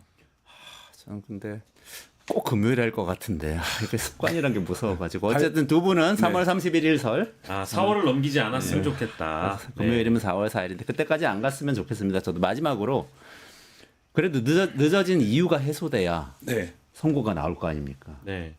그 이유 두 분은 솔직히 뭐라고 보세요? 늦어지는 이유. 저는 여러 가지 이야기를 아까 예는 들어주셨는데 김한 기자님이. 저는 한덕수 탄핵 심판 선고에서 일부 이제 힌트가 나왔다고 보는데요. 전 세 사람을 꼽습니다. 이제 각하 2명과 기각 1명, 기각 1명인데요. 김복형 재판관하고 그리고 정형식, 조한창 이 세 사람의 움직임을 좀 주시하고 있고요. 그 중에 또 한 사람을 꼽자면 사실 제 성함을 지금 좀 까먹었습니다만은 당시에 인사청문회를 할 때 국회라는 대의기관의 주인은 국회의원이냐고는 질문에 헌법재판소의 주인은 헌법재판관이라고 답을 하신 재판관이 김영두 재판관이었나요? 네. 예, 김영두 재판관이었죠. 제가 그때 그 엄청 큰 충격을 받았거든요. 근데 만약에 이제 그런 그 엘리트 의식, 비뚤어진 엘리트 의식이 만약에 있는 분이라고 한다면 차기 헌법 재판소장을 노리는 일종의 권력 싸움이 내부에서 벌어지고 있다라는 평가도 가능하거든요. 그러니까 두 가지입니다. 인물별로 자기가 차기 헌법재판소장을 노리는 사람이 그 평의의 주도권을 쥐는 바람에 이 사단이 났다라는 하나의 가설. 두 번째는 아까 제가 처음에 짚었던 그 각하와 기각, 성향으로 분류된 재판관들끼리 이 윤석열 탄핵 심판권을 뒤엎으려고 하는 움직임을 보여주고 있다. 그래서 합의가 늦어지고 있다. 이제 이런 두 가지를 좀 저는 꼽고 있죠. 뭐 비슷한 진단인데 저는 윤석열이 이제 구속 취소가 된 이후에 이른바 이제 윤석열 카르텔이라고 부를 수 있는 법조 엘리트들의 압박 상당히 거세게 전개되고 있을 거라고 생각합니다. 물밑에서. 근데 그거를 그 압박으로 내용이 바뀌진 않아요. 다만 그 부탁을 하는 거죠. 예를 들면 이재명 선고 전에 이거 판결 내버리면 꽃길 깔아주는 셈밖에 안 된다. 그러니까 최대한 늦게 해줘야 된다. 이재명 재판 이후에 해준다. 이런 것들을 헌재에 압박이 전달되지 않았을까. 그러니까 그거는 내용을 바꿀 수는 없지만 시간을 지연시키는 전략 그게 있고 두 번째는 그런 전략이라고 하면 한두 명 정도가 이 각하나 기각은 저는 없다고 생각합니다. 기각은 없는데 각하나 뭐 이런 거를 주장을 해서 그거에 대해서 어쨌든 내부에서 이 정도 사안이면 8대0 합의가 나가야 된다라고 하는 거에 대한 어떤 평의 뭐 이게 지금 이어지고 있는 그러니까 윤석열이 한 행위에 대한 법리적 판단 여부가 아니라 실질에 대한 그러니까 절차에 대한 거에 대한 어떤 평의 그다음에 여기서 그러면 흠잡히면 안 된다. 이런 게 진행될 수 있고 근데 그거보다 더 중요한 거는 윤석열로 대변되는 사법 카르텔의 압박이 있지 않. 그 압박은 결국엔 법원이 뭐 예를 들면 야당 후보가 대통령 되는데 꽃길을 깔아주는 형국이 되면 안 된다. 뭐 이런 게 아닐까 싶습니다. 그러니까 이제 일부 취재 이거는 이제 확인을 좀 해봐야 되겠습니다만은 뉴 미디어를 중심으로 활동하는 이제 저널리스트들 중에는 이제 레거시 언론에 나오지 않는 내용들을 자신의 채널에서 많이들 언급을 하시는데요. 헌법재판관들이 뭐 개별적으로 지인들과 다 일일이 다 통화도 하고 문자도 하고 기자들과 소통도 하고 할 걸 다 한다라는 겁니다. 그래서 지금 자신이 어떤 생각을 하고 있는지 혹은 이제 이 헌법재판소 내부에 있는 상황에 대해서 사실 전달이 되면 안 되는데 일부 전달이 된 게 있는 거 아니냐. 그러다 보니까 정보지나 이제 지라시에서 뭔가 이번에 한덕수 기각 판결을 보면 뭔가 지라시에서 봤던 그런 내용들을 좀 유추할 만한 부합하는 내용들이 나왔었잖아요. 그래서 그런 거 아니냐라는 그런 하나의 의혹을 제기하신 것이고 뭐 어떤 얘기가 있다. 예, 그리고 모 헌법재판관의 경우에는 뭐 4월 10 며칠에 테니스 대회를 뭐 나간다 뭐 이런 얘기까지 나왔다라고 하니까 이게 저희가 생각했던 그런 막 그 뭐 보안 상황을 굉장히 이제 잘 지켜가지고 철두철미하게 어떤 내용도 흘리지 않는 것은 아닐 수도 있겠구나. 이제 그런 걱정도 좀 있습니다. 그러니까 여러 가지 걱정이 있어요. 어쨌든 늦어지고 있어서 정계선 재판관 같은 경우에는 한덕수 총리 그 파면 인용이 그런 결정을 하자고 주장했던 분인데 이분은 고초를 겪고 있잖아요. 파묘라고 그래요. 이것도 아주 안 좋은 용어인데 하여튼 뭐 극우 유튜버나 이런 분들이 집 주소 찾아가지고 이제 동네 가가지고 난동 부리는 거죠. 이런 일도 벌어지고 있으니까 이런 일도 있고 하니까 어쨌든 명분상 나오고 있는 너무 일이 많아서 늦어지고 있다는 걸 저는 믿고 싶어요. 그렇다면 밤을 새서라도 지금 빨리 마무리를 짓고 두 분의 바람처럼 3월 31일에 끝났으면 좋겠습니다. 그것도 뭐 칼퇴한다는 얘기가 있던데. 칼퇴근은 하니까 집에 가서 업무를 본다 하더라도 남도 시스템 지킨다는 얘기가 있어요. 이제 오늘 끝내야 되니까 여기까지. 그 얘기가 사실이라면 8대0인 거죠. 8대0인데 늦어지고 있는 거니까. 이거는 어제 그 제가 민주당 의원께 들은 얘기인데요. 실제 방송에서 하신 말씀입니다.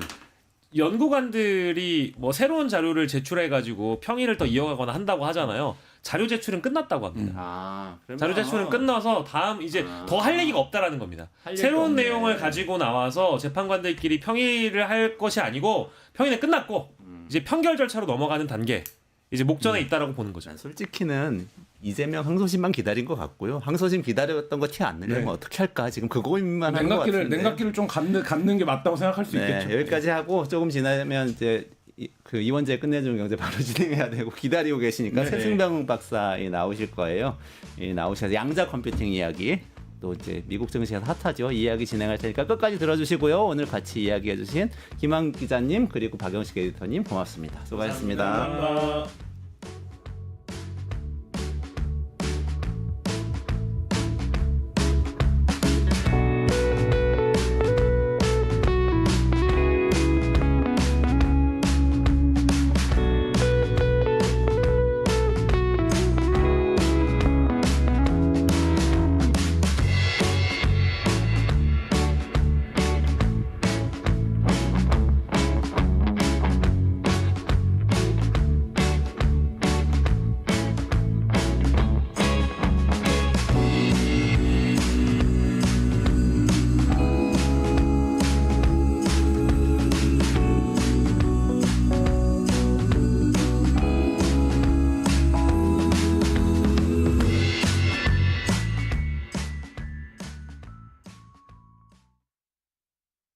퀴즈쇼 증권 통파스 퀴즈를 풀면 최대 100만 원 상당의 보상을 드려요. 탈락해도 걱정은 NO. 친구를 초대해도 코인을 드립니다. 친구는 3,000원, 나는 2,000원의 코인을 무제한으로 드려요. 자세한 내용은 QR코드를 스캔해보세요. 상금의 주인공은 바로 당신!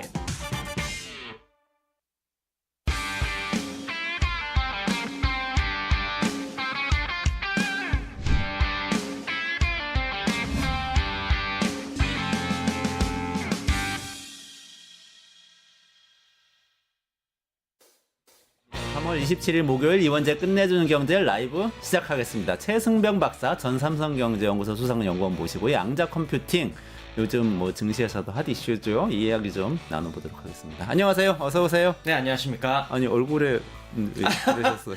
네, 면도하다 약간의 상처를 입었습니다. 아, 상처를 입으셨어요. 요즘 험한 세상입니다. 건강 유의하시고요. 아, 네, 네. 진짜 정신없이 살다 보니까 아무 생각 없이 그냥 그어버렸네요. 아, 우리가 이 뭐 탄핵이니 뭐니 해가지고 지금 이렇게 정신없는 와중에도 네, 세계는 미래를 향해서 막 달려가고 있잖아요. 그렇습니다. 그 중에서도 지금 가장 충격적이었던 최근의 이슈는 양자 컴퓨팅에 대한 이슈였어요. 저는 사실 뭐 IBM, 구글, MS 뭐 이런 데서 다 하겠다고 네. 할 때는 뭐 하나보다 그랬는데 이게 뭐 블록체인도 해제할 수 있고 암호 풀 수 있고 뭐 정말 우리 삶에 혁명적인 변화를 일으킬 수 있는데 또 이게 금방 올 수도 있다 이런 얘기도 있는 것 같아서 오늘 최 박사님께 좀 전체적으로 여쭤보려고 하는 이유는 물리학 박사이시기 때문에 사실 경제 연구하시지만 물리학 박사님이시잖아요. 네, 그리고 양자 컴퓨팅도 잘 아시는 거죠.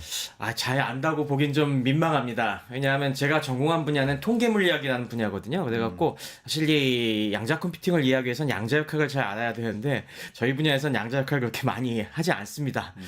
근데 뭐 이게 이렇게 뭐 특이한 건 아닌 것이 사실 물리학 박사들도 이거 제대로 아는 사람 많지가 않아요. 단적으로 저희 동기들 이 물리학 거의 다 물리학 박사에 대한 단톡방이 있는데요. 거기서도 이런 양자 컴퓨팅 이슈가 나오면은 이게 무슨 소리지 하면서 혹시 너 아냐 막 이런 식으로 서로 물어보면은 굉장히 그 가까운 전공을 했던 친구들도 이거는 좀 이상하다. 이게 맞는지 틀린지 잘 모르겠고 뭘 얘기하는 건지 모르겠다는 반응들이 상당히 많기 때문에 이게 특히 일반인 분들에게는 아주 판단하기 어려운 주제인 건 사실인 것 같습니다. 네. 그렇게 어려운 문제인데 네. 엔비디아의 젠슨 황 CEO는 올해 초에 CES에서 이거 뭐 양자 컴퓨팅 많이 얘기하는데 상용화하려면 한 20년 넘게 걸려요. 이렇게 얘기해가지고 엄청난 파문을 일으켰었잖아요. 근데 최근에 또 말 바꿨다는 얘기도 나와요. 네, 얘기죠? 맞습니다. 좀 사연이 있죠. 이게 원래 앞에 말을 했던 게 올 초에 1월 달에 CES 2025에서 그때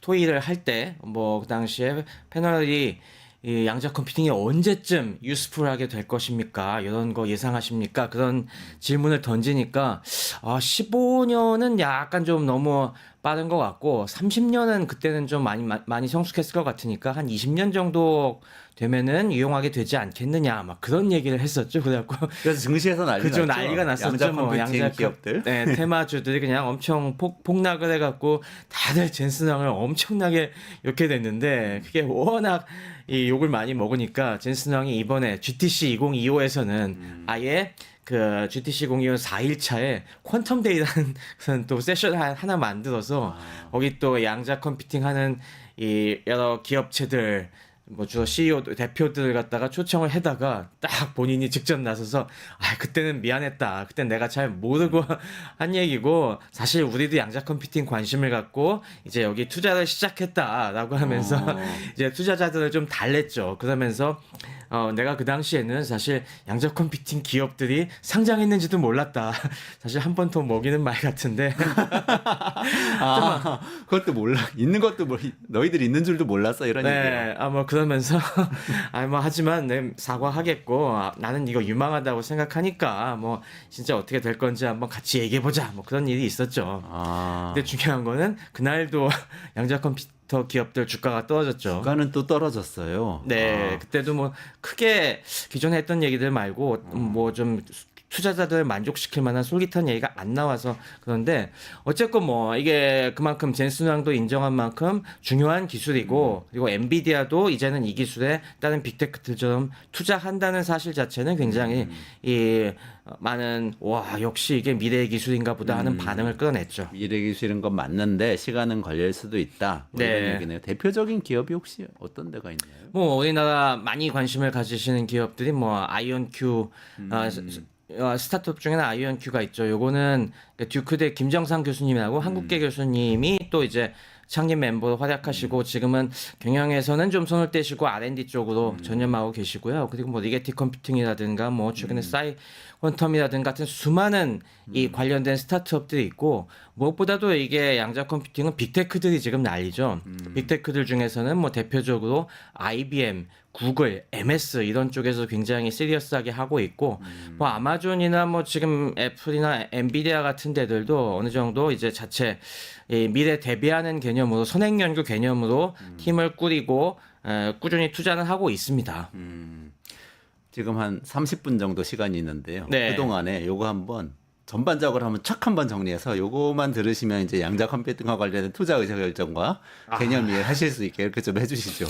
쉽지는 않습니다. 근데 뭐 주마간 산격으로 일단은 뭐 최대한 노력해 보겠습니다. 개념부터 한번 블록체인 암호 풀어가지고 이거 비트코인 다 사라지게 만들 수 있는 기술이다. 이게 이제 사실 한 달 그렇죠. 전 대부분 전인가요? 그거에 그때 꽂혀 얘기했던 계시죠. 거였어요? 네.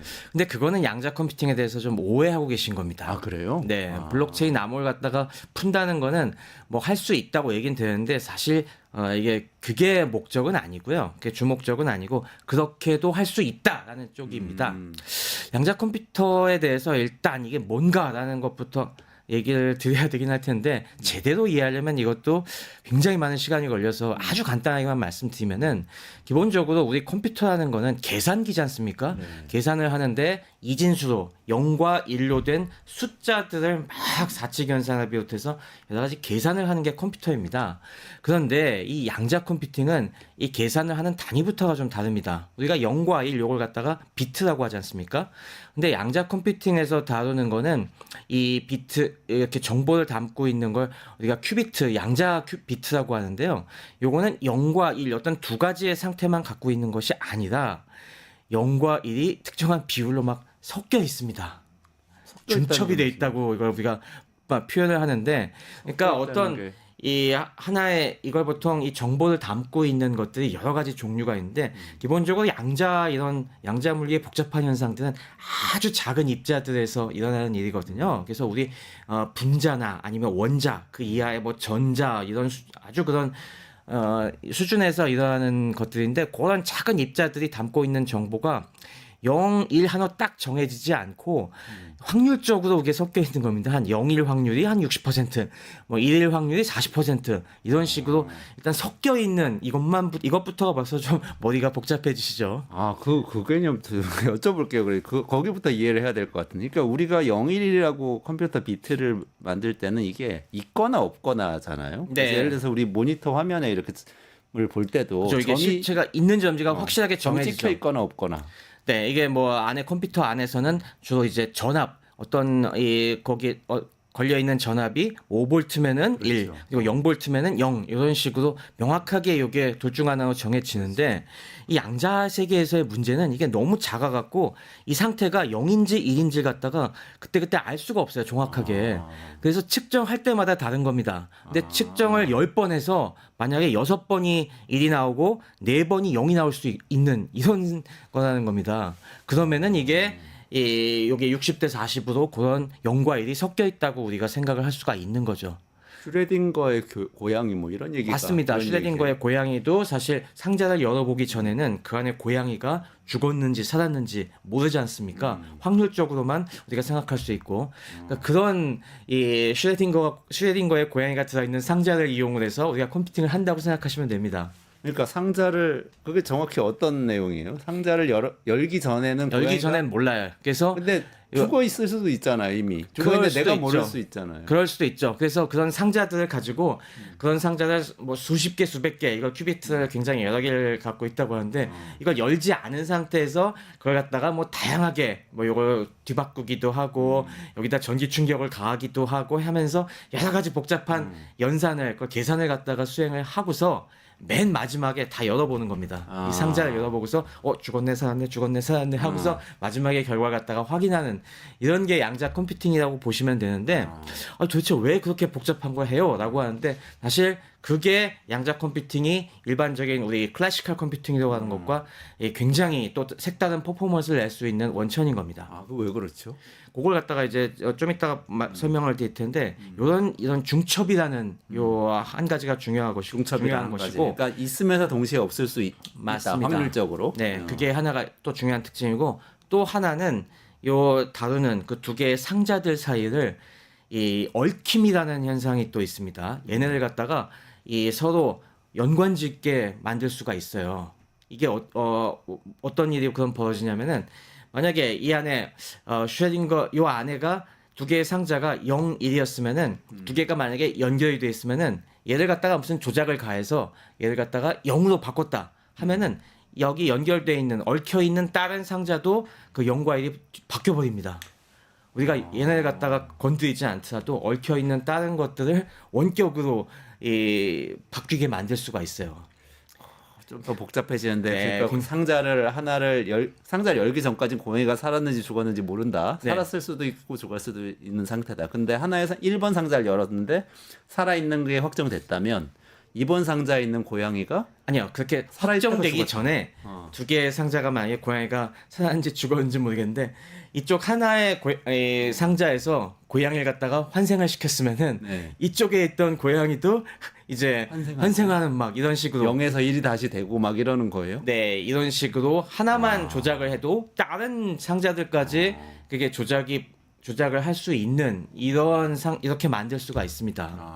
이게 생각해 보면은 뭐 제가 자세히 설명드리기는 곤란합니다만 이게 굉장히 중요한 게 뭐냐면은 이게 중첩이 돼 있다고 하는 거는 어떤 면에서 중요하냐면은 계산을 갖다가 한 번 했을 때 여러 번의 계산을 하는 효과를 동시에 낼 수가 있는 겁니다. 이게 원래는 0을 갖다가 어떤 뭐 계산을 갖다가 쭉 계산을 할 때 이 0을 1로 바꾸고 얘를 0으로 바꾸고 해서 얘 곱하고 더하고 하는 부분들을 갖다가 이게 여러 가지의 상태가 섞여 있기 때문에 한꺼번에 많은 계산을 동시에 수행하는 것과 똑같은 효과를 낼 수가 있는 것이고요. 또 아까 이게 여러 가지 양자 큐비트가 얽혀 있다고 하는 거는 하나만 그러니까 그 중에 하나의 큐비트만 건드려도 다른 것들이 따라서 따라락 바뀌기 때문에 우리가 계산을 할 때 이를테면 여기부터 스위치를 갖다가 올리고 내리고 할 때 우리가 스위치가 100개가 있으면은 사람이 다 직접 가면서 스위치를 계속 100개를 올려줘야 될 거 아니에요. 네네네. 근데 그렇게 할 필요가 없이 하나만 딱 올리면은 100개가 한꺼번에 쫙 변하기 때문에 네네네. 그만큼 조작 횟수가 적어도 계산이 많이 된다는 그런 걸 의미하거든요. 그래서 요 중첩과 얽힘을 이용을 하면은 우리가 일반적인 우리 쓰는 실리콘 컴퓨터는 계산 조작을 어마어마하게 많이 해야 될 것을 이제 몇 번 안 하고서도 딱 한꺼번에 수행할 수 있는 그런 길이 열린다고 보시면 됩니다. 예를 들어서 우리가 컴퓨터에서 뭘 작업을 하기 위해서 100만 번의 계산을 해야 된다고 할 때 지금의 네. 컴퓨터는 100만 번을 프로세서를 막 돌려야 되는 거잖아요. 되는데 근데 예를 들면 양자 컴퓨터는 그걸 뭐 10번 만에 할 수 있다던가 이런 가능성이 열리는 그럴 겁니다. 수 있다는 거네요. 근데 이게 모든 문제에서 그렇게 되는 게 아니라 이런 양자 컴퓨터를 이용해서 그런 식으로 아주 극적으로 빠르게 할 수 있는 문제들이 따로 있습니다. 이게 양자 컴퓨팅에 적합한 문제들이 있고요. 그런 문제들을 해결하는 데는 이 양자 컴퓨터가 굉장히 이 슈퍼컴퓨터 이상의 슈퍼컴퓨터보다도 뭐 몇억 배, 몇십억 배 이상 되는 성능을 올릴 수 있다는 거죠. 그런 면에서 이제 사람들이 그거에 주목을 하는데 그런 가능성 중에서 먼저 사람들이 많이 꽂힌 것이 아까 말씀해주신 암호 깨는 게 또 주목을 받은 겁니다. 네. 이거는 맥락을 약간 아셔야 되는 게 우리가 지금 일반적으로 쓰는 RSA 암호 체계라고 하는 거는 어떤 성질을 이용하냐면은 소인수 분해가 쉽지 않다는 걸 이용을 하는 겁니다. 그러니까 소인수 분해라고 하면 우리가 뭐 15를 소인수 분해하면 3 곱하기 5죠. 네네. 이렇게 작은 숫자는 우리가 금방 3, 5, 15 이렇게 딱 알 수가 있는데 이게 숫자가 몇백짜리, 몇천짜리 되는 이런 거대한 수는 이걸 한 번에 딱 그 몇 곱하기 몇인지 알 수가 없어요. 이걸 알려면은 그러니까 1부터 우리가 하나하나 이걸 나눠봐 갖고 이게 나눠 떨어지는지 확인을 해야 됩니다. 그러니까 뭐 이를테면 100만의 숫자를 갖다 이게 소인수 분해를 하려고 하면 1부터 계속 2로 100만 나눠보고 3으로 100만 나눠보고 해서 나눠 떨어지는 게 이거구나라고 우리가 아까 스위치 계속 확인하는 것처럼 일일이 거의 100만 번을 확인해 봐야 되는데 이걸 양자 컴퓨팅을 이용하면은 그렇게 많이 계산하지 않고서도 금방 구할 수 있다는 겁니다. 그래서 기존에 우리가 이 암호화 알고리즘은 어떠한 우리 숫자를 갖다가 미리 큰 수를 주고 그거의 소인수를 미리 알고 있는 숫자를 딱 주면은 그걸 가지고서 이제 금방 암호화 시킬 수가 있는데 누가 그걸 모르는 상황에서는 그 큰 숫자를 갖다가 소인수를 찾기 위해서 막 컴퓨터 돌리다가 이 시간이 다 간다는 거죠. 네. 근데 만약에 양자 컴퓨터를 누군가 갖고 있으면은 금방 소인수 분해해서 이 암호를 푸는 방법을 알아낼 수가 있다는 겁니다. 그러면은 양자 컴퓨팅이 시작되면 진짜로 우리 은행 뭐 암호나 그렇죠. 은행 그래서 뭐 블록체인까지 다 풀 수 있게 되는 거 아니에요? 네, 그래서 지금 뭐 양자 컴퓨팅이 어마어마한 가능성을 갖고 있다라고 이제 초반에 얘기가 그러니까 됐는데 요약하자면 암호라는 게 굉장히 수많은 경우의 수로 있을 수 있는데 그걸 한 번에 쫙 풀어볼 수 있다. 금방 이런 건가요? 찾아낸다는 금방 거죠. 계산을 워낙 빨리 할 수 있기 때문에 찾아낼 수 네, 있다. 그 소인수 분해 갖다 굉장히 빠른 시간에 할 수 있기 때문에 그렇게 오랜 시간이 걸려야 해결될 문제를 단숨에 찾아내서 해독을 해버린다는 거죠. 그런데 이거는 사실 가능성이 요즘은 별로 없는 것이 뭐든지 이렇게 창과 방패의 싸움이지 않습니까? 네네. 창이 강해지면은 또 방패가 강해지기 때문에 이미 이 가능성이 지금 양자 컴퓨터가 발전하기 전부터 계속 얘기가 돼갖고 이미 양자 컴퓨팅 한창 얘기가 나오니까 양자 컴퓨터 뚫을 수 없는 새로운 암호 체계로 지금 가고 있습니다. 그걸 PQC, 그러니까 포스트 퀀텀 크립토 이 포스트 양자 암호라고 하는데 이걸 갖다가 우리 지금 이미 여러 가지 알고리즘들이 개발이 돼갖고 뭐 여러 국방이라든가 이런 정보 계통부터 이미 이 새로운 암호 체계로 교체 중에 있습니다, 미국에서. 네. 그러니까 아마 이게 양자 컴퓨팅이 이런 계산을 잘 할 수 있을 정도가 되면은 이미 다 교체가 됐을 거예요. 그래서 그때는 그걸 이 양자 컴퓨터도 뚫을 수가 없는 상황이 될 겁니다. 암호화 기술도 같이 발전하고 있어서 네. 못 뚫을 것이다. 네. 근데 그러면은 이 아까 말씀하신 그 많은 기업 IBM, MS, 구글 이런 곳들 스타트업까지 뭐 아이온큐 이런 데까지 다들 양자 컴퓨터를 개발하겠다고 투자를 또 하고 있는 이유는 뭐죠? 이건 뭐 두세 가지 맥락에서 보셔야 될 텐데 이 양자 컴퓨팅 외에도 일반적으로 이제 양자 기술, 퀀텀 테크놀로지라고 하는 것이 우리 사회에 굉장히 유용할 것이라는 이제 공감대가 형성이 돼 있습니다. 이 양자 컴퓨팅은 그 중에 뭐 유력한 하나이고요. 그것 말고도 양자 암호 통신이라는 것이 있습니다. 우리가 기존의 통신들은 이제 중간에서 도청의 가능성이 있지 않습니까? 뭐 중간에 패킷을 탈취해서 그걸 여러 가지 방법으로 풀면은 요거에 대해서 우리가 가로챌 가능성이 있는데 양자 암호는 이 아까 말한 이 중첩이나 뭐 이런 원리들 때문에 중첩이나 뭐 얽힘의 원리들 때문에 중간에 누가 이걸 가로채 갖고 이걸 해독하려고 하는 순간 그 원래 가고 있던 메시지까지 싹 다 바뀌어 버려요. 그래서 그 순간 변질이 돼 갖고 이거 누가 지금 도청하고 있구나라고 알 수가 있습니다.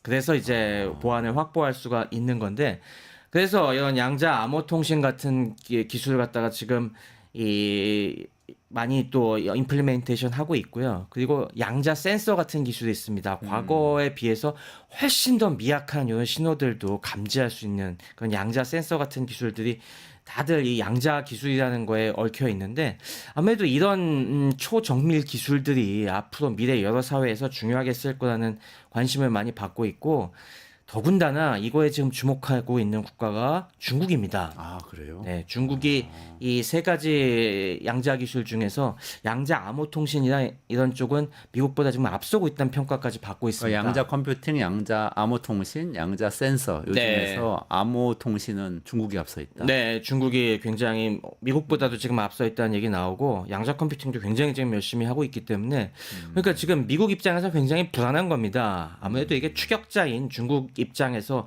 이런 신기술들을 갖다가 갖게 되면은 이걸 역으로 이용할 수 있거든요. 오히려 뭐 걔네들의 여러 가지 기밀들을 지키는데도 잘 쓸 수 있고 그리고 아까 이제 포스트 양자 암호가 이미 나오고 있습니다만은 이게 전 세계 모든 시스템이 이 암호 체계를 갖다가 바꿀 수는 없거든요, 사실.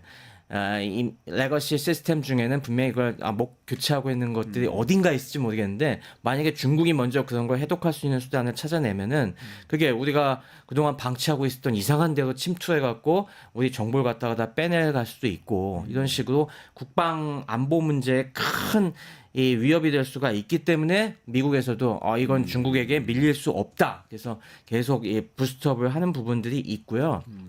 그리고 하지만 이게 어느 시점에 어느 정도로 유용하게 될지는 잘 모릅니다.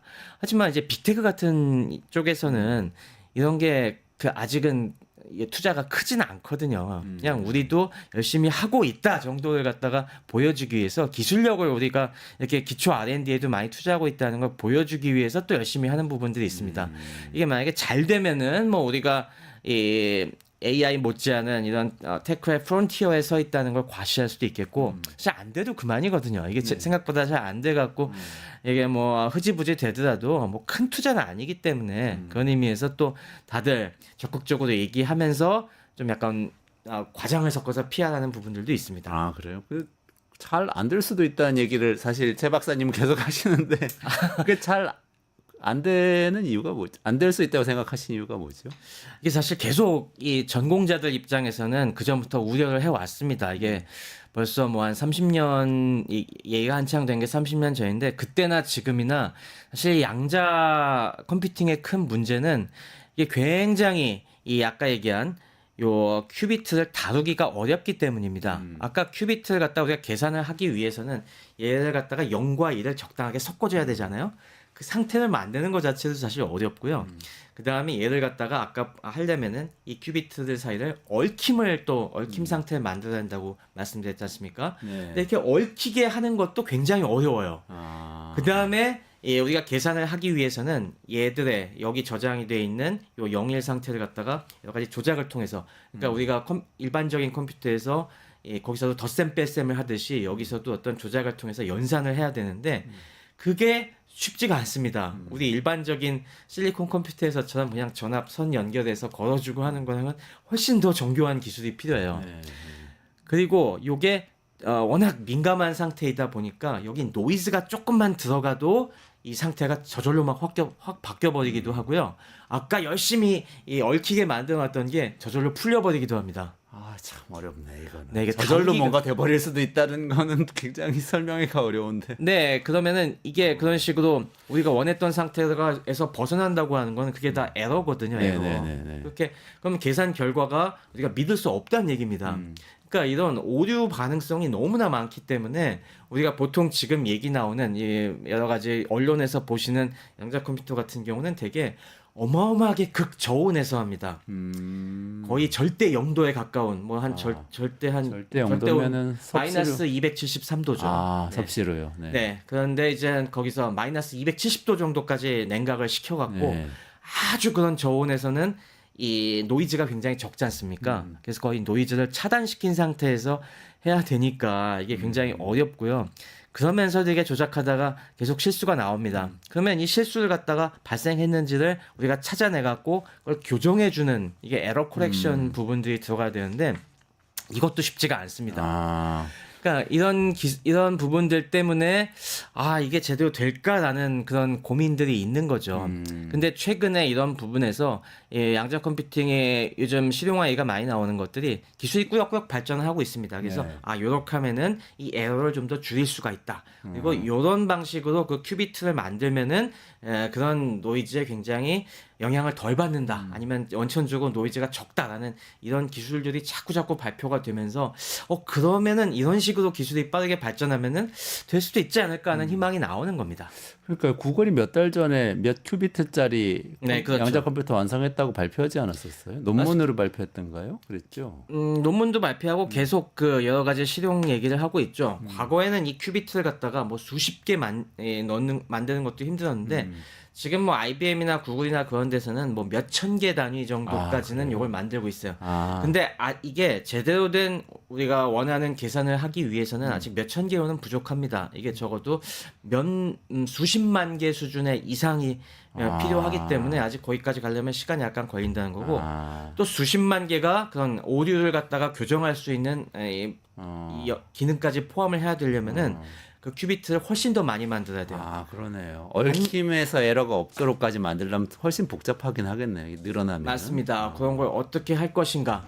그리고 이게 그러다 보니까 기술의 표준이 아직 안 잡혀 있습니다. 우리가 아까 큐비트는 우리가 반도체 같은 경우는 이렇게 발전할 수가 있는 것이 이게 반도체에서 이걸 전압을 이용해서 이렇게 계산하면 된다라는 그 과거 트랜지스터 시대 이후부터 이게 딱 표준이 잡혀 있었기 때문에 그 다음부터는 계속 작게 만들고 더 많이 넣게 해갖고 이런 컴퓨터를 만들 수가 있는데 지금은 요 큐비트를 뭘로 만들어야 되는지도 경합하고 있습니다. 각 회사들이. 지금 회사 진영들이 막 나뉘어져 있는 것이 이 큐비트를 뭘로 만드냐 갖고 싸우고 있어요. 이를테면 뭐 IBM이나 그런 회사들은 초전도체로 만듭니다. 초전도체로 만드는 회사가 있고 또 어떤 데서는 이걸 갖다가 아니다 레이저 같은 빛으로 만들어야 된다. 그리고 어떤 데서는 뭐 아이온 큐나 그런 데서는 요걸 이온 그러니까 요 원자에서 전자를 뭐 넣고 뺀 그런 이 플러스 마이너스 전기를 갖고 있는 요 원자를 이용해야 된다. 아니다. 여기서는 또 어떤 데서는 다이아몬드에 아주 미세한 결함을 집어넣어갖고 그걸 갖고 이제 해야 된다. 다양하게 지금 몇 가지 진영들이 나뉘어져 있고 각각이 장단점이 있거든요. 우리는 뭐 이래서 좋고 저래서 좋고 하는 그걸 갖고 아직도 계속 싸우고 있기 때문에 이게 어느 하나로 딱 좋은 걸로 수렴이 되고 그 다음에 이게 충분한 볼륨을 가지기까지는 아직 좀 더 시간이 필요하다는 거죠. 근데 그게 빛이든 초전도체든 뭐 이온이든 뭐든 간에 지금 우리가 쓰고 있는 모든 컴퓨팅은 반도체로 하는 건데 반도체는 실리콘으로 만드는 거잖아요. 맞습니다. 실리콘은 아니네요. 아닙니다. 실리콘 아닙니다. 그러니까 완전히 다른 시대로 넘어가는 거네요. 그러면. 그런데 이제 또 하나 오해하지 마셔야 될 부분들이 이 양자 컴퓨팅은 전통적인 우리의 이 실리콘 컴퓨팅을 대체하는 개념은 아닙니다. 정확히 얘기하면 보완적인 겁니다. 왜냐하면 아까 말씀드린 것처럼 양자 컴퓨팅은 기본적으로 어떤 노이즈에 좀 취약해요. 그래서 이게 어떤 우리 일반적인 컴퓨터처럼 숫자를 갖다가 아주 정확하게 큰 숫자를 아주 빠르고 정확하게 계산을 하는 그런 컴퓨터가 아닙니다. 그것보다는 사실은 이런 노이즈 때문에 약간 계산 결과는 조금 아주 정확하지 않을 수는 있어도 이렇게 복잡한 계산을 굉장히 빠르게 어림잡아서 하는데 적합하다고 오히려 이해하셔야 될 겁니다. 이런 게 그러면 그게 무슨 컴퓨터에서의 가치가 어림잡아서 한다? 네. 어림 계산을 오히려 한다고 어림 계산은 우리 그 어릴 때 그냥 수학 시간에 그렇죠. 그 공식 잘 안 외워질 때 대략 이렇게 하는 거 얘기하는 것 같은 뭐 대충 하는 것 같은데요 느낌이? 네 맞습니다. 그게 뭐가 유리하냐, 그게 뭐 그런 게 무슨 필요가 있냐고 할지 모르겠지만은 의외로 많은 문제가 그렇습니다. 이게 어떻게 보면은 수학 우리가 전통적인 클래시컬 지금 뭐 실리콘 컴퓨터는 주관식 문제 푸는 거랑 비슷합니다. 막 그 몇 곱하기 몇 더하기 몇 곱하기 몇 나누기 쫙 해서 정확한 값을 구해. 요걸 계산을 하는 게 우리 일반적인 컴퓨터라고 보시면은 이 양자 컴퓨팅은 객관식 문제 푸는 거랑 비슷해요. 자, 이 A, B, C, D, E 중에서 뭐가 제일 적합할까? 어느 게 제일 그럴듯한 답이냐? 그걸 찾아봐라. 이런 식으로 푸는 거랑 비슷해요. 제일 가까운 걸 찾는다. 네.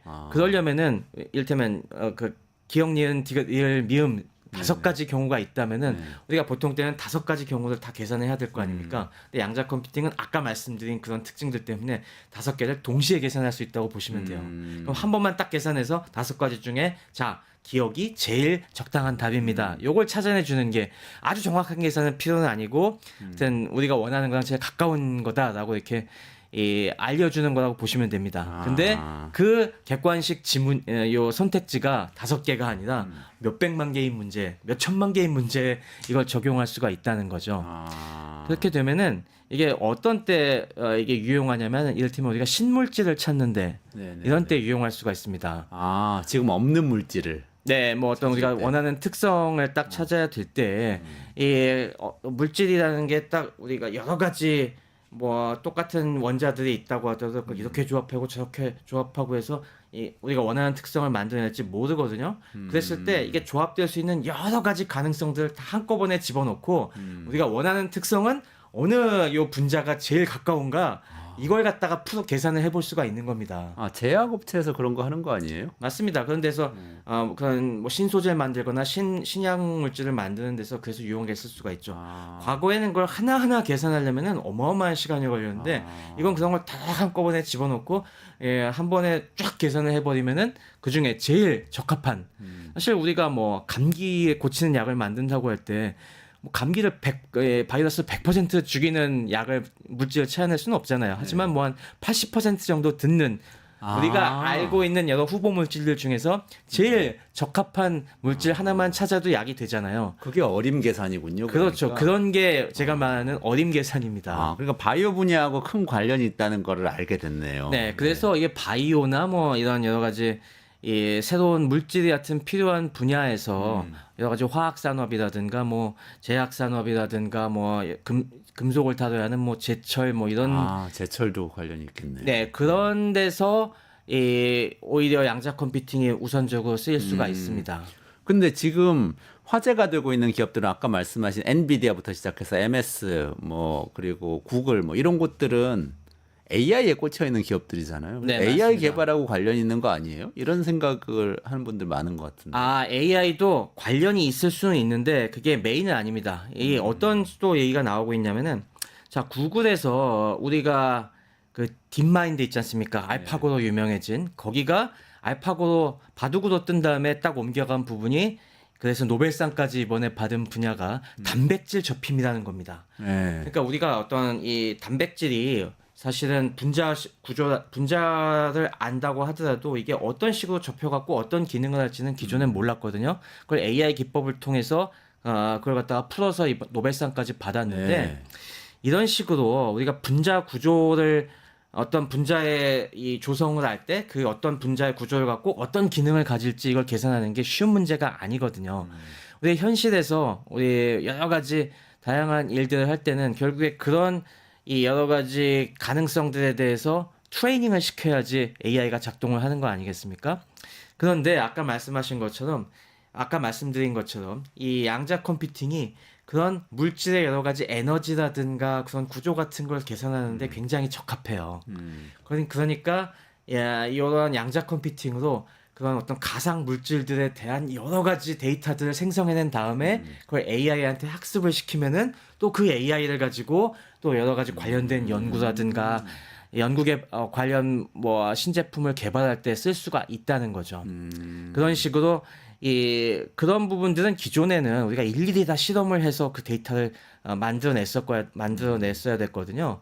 근데 그렇게 하면은 너무나 실험하고 뭐 측정하고 하는데 힘이 드니까 오히려 그런 부분을 양자 컴퓨터가 만들어내고 그 양자 컴퓨터로 우리 일반적인 실리콘 컴퓨터가 AI를 트레이닝하면은 굉장히 좋은 조합이 아니겠느냐 그런 얘기들이 나오고 있는 거죠.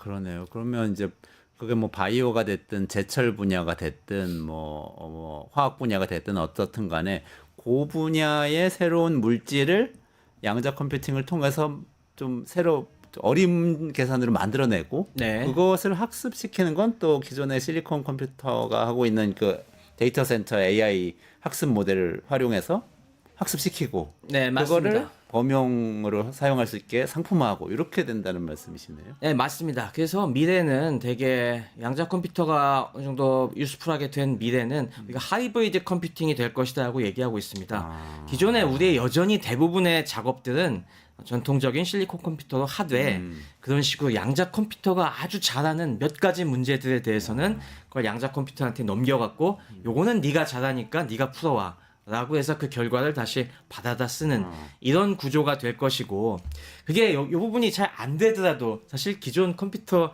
엔비디아 같은 기업들은 큰 문제는 없잖아요. 근데 이게 만약에 진짜 잘 되면은 기존 엔비디아가 공급하는 이 여러 시스템의 가치를 확 높일 수 있는 계기가 될 것이고 그러니까 뭐 잘 되건 안 되건 한번 우리 돈도 많은데 투자해 보자 이렇게 베팅해 보고 있는 거죠. 그러면 지금 말씀하신 그 시스템이 완성돼서 상용화되는 거는 네. 얼마나 걸리는 걸까요? 젠슨 황은 뭐 15년 내에 안 된다고 그랬다가 뭐 지금 좀 될 것 같이 얘기했다가 왔다 갔다 하는 것 같은데. 그게 어느 정도를 기대하느냐 그리고 어느 분야까지 확산되는 거에 따라서 이게 좀 많이 견해가 다른데요. 뭐 일각에서 지금 구글처럼 열심히 투자하고 있는 회사들은 5년 내에 괜찮은 게 나온다라는 5년 말을 내에. 하는데 이건 조심해서 들으셔야 됩니다. 사실 그 5년은 우리가 기술의 발전 역사를 보면 너무 짧아요. 그리고 그거는 아까 말씀드린 이미 양자 컴퓨터가 유용할 걸로 예상이 되고 있는 아까 말한 어림 계산 같은 경우는 노이즈가 많아도 그래도 괜찮은 결과를 낼 수가 있거든요. 바로 그런 분야에서 어느 정도 소광이 보인다라고 하는 게 5년 정도 걸릴 것 같습니다. 그리고 여러 가지 그게 확산이 돼갖고 더 많은 산업에서 요거 이렇게도 써볼 수 있겠는 걸 하는 다양한 그 좀 시장에 굉장히 어느 정도 진입을 진짜 하려면은 원래 젠슨 왕이 했던 말처럼 한 15년, 20년 보는 게 맞지 않나 하는 게 다수의 생각이에요. 아까 근데 말씀하신 초기 단계라는 게 아니 5년 내에 대한 초기 단계라는 게 아까 말씀하셨던 단백질 구조를 새로 발견하고 그걸 응용해서 의학에 활용할 수 있게 되고 이런 정도 포함하는 거예요? 아니면 그거는 15년 넘게 지나야 되는 거예요? 아니요, 그게 좀 빨리 할 수 있는 분야입니다. 그게 사실 분자가 어느 정도 큰 분자를 갖다가 예측하느냐라는 거에 따라서 작은 건 한 5년 뒤에도 할 수 있거든요. 이게 지금 큐비트가 이미 뭐 몇천 개 수준이니까 그게 그 정도 되면은 한 몇십만 개까지는 됐겠죠. 그러면은 그때는 좀 아주 큰 분자는 아니더라도 약간 좀 그럭저럭 괜찮은 사이즈의 분자들에 대해서 그런 계산들을 갖다가 수행할 수 있는 그런 컴퓨터가 나오지 않을까 생각을 하고 있고요. 근데 뭐 진짜 우리가 많은 사람들이 체감할 수 있는 수준의 분자를 다룰 수 있는 그런 컴퓨터가 나오려면 그것보다도 한 5년에서 10년은 더 있어야 한다. 그럼 투자 아이디어로 생각하면 이렇게 생각할 수 있어요. 예를 들면 지금 쭉 살펴봐가지고 단순한 분자 구조의 어떤 신물질 개발만으로도 상품화 충분히 할 수 있는 곳들, 예를 들면 뭐 제약 같은 데가 그럴 수도 있을 것 같기도 하고 일부 뭐 그런 곳들에 이렇게 관심을 가지면서 5년 뒤쯤 양자 컴퓨팅이 도입된다면 이 기업에 어떤 변화가 생길까 이런 거 좀 생각해 보면서 투자해 볼까 이렇게 고민해 보면 그렇죠. 뭐 지금부터 네. 관심을 가져야 한다고는 생각하는데 아까 말씀드린 것처럼 지금 양자 컴퓨팅은 어느 기술을 써야 될지 요 표준이 안 잡혀 있는 상태입니다. 제가 한 5년 뒤가 기점이 될 거라고 생각하는 것이 한 2030년쯤에는 그 중에 어떤 지배적인 기술이 좀 정리가 될 것 같거든요. 지금은 뭐 6개, 7개 정도가 경합하고 있는데. 초전도체인지 뭐 빛인지 이 문제 얘기하시는 거죠? 그렇습니다. 그러니까 한 5년 뒤에는 그 중에서 지금도 막 뛰어나가고 있는 기업들이 있지만은 대략 한 5년 뒤에는 그 중에서 몇 개가 죽고 한 뭐 두세 개 정도로 이제 이게 좀 정리가 되지 않을까. 그럼 그때가 한번 또 투자 기회가 되겠죠. 그래서 뭐 그때쯤에는 이제 몇 가지 또 재밌는 성공 사례들이 나올 것이고, 그래서 그때 잘 보고 있다가 그 좀 어느 정도 정리가 되는 걸 보고 들어가는 게 한 가지 방법이 되겠고. 근데 뭐 저는 사실 조금 더 봐도 괜찮다고 생각합니다. 어차피 이번에 젠슨 황이 얘기한 것이 굉장히 저는 인상적으로 들은 게 뭐냐면은 내가 사실 내가 원래 이번 초에 CES에서 20년이라고 했지만 내 경험으로 봤을 때 20년 그렇게 긴 세월 아니다. 나도 처음에 엔비디아 창업한 다음에 쿠다 만들고 여기까지 오기까지 20몇 년이 확 지나갔다. 우리도 이렇게 오는데 힘들었는데 돌이켜보면은 20년이 어떻게 지나간지는 모르겠고 양자 컴퓨터도 내가 20년이라고 하니까 어마어마하게 먼 것 같지만은 결국에 이렇게 가다 보면은 금방 갈 거다.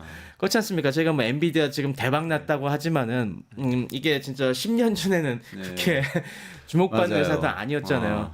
근데 10년 전부터 투자해 돈 벌었던 것도 아니잖아요. 실제로만 5년 전에만 들어갔어도 큰 돈을 벌 수가 있었을 텐데. 그러니까 그러네요. 기회라는 게 양자 컴퓨팅도 꼭 지금부터 진짜 뭐 1000배 만배를 먹는 이 대박 투자를 할 필요가 있습니까? 좀 더 한 여유 있게 보다가 한 뭐 10년쯤 뒤에 진짜 대세가 정해지면은 그때 잘 들어가도 충분히 될 것 같고요. 그리고 양자 컴퓨팅이야말로 이게 양자 컴퓨팅은 또 하나 조심하셔야 될 게 뭐냐면 아까처럼 이게 그렇다고 해서 기존의 컴퓨팅 시장을 다 대체하는 게 절대 아니라는 거. 그중에 알겠습니다. 일부만 차지하는 보완제이기 때문에 결코 이제 올인을 할 그런 대상은 아닐 수도 있다. 알겠습니다. 여기까지 하겠습니다. 갑자기 매미가 생각나네요. 매미가 7년 동안 땅 속에서 묻혀 있다가 나와가지고 한철 울고 간다고 하는데 한철 울기 직전에 땅에서 딱 나올 때 그때를 찾아가지고 딱 투자하면 좋을 것 같은데 네. 그 시점을 찾는 그 지혜를 계속 전해주시기 바라고요. 오늘 여기서 마무리하도록 하겠습니다. 이원재 끝내주는 경제 매일 오후 5시 45분 끝장 뉴스 오후 5시에 진행합니다. 근데 주말은 안 하니까 주말은 쉬시고요. 저는 내일 다시 금요일에 찾아뵙도록 하겠습니다. 오후 5시 라이브 꼭 시청해 주시고요. 최승병 박사하고 같이 여기서 인사드리도록 하겠습니다. 고맙습니다. 감사합니다.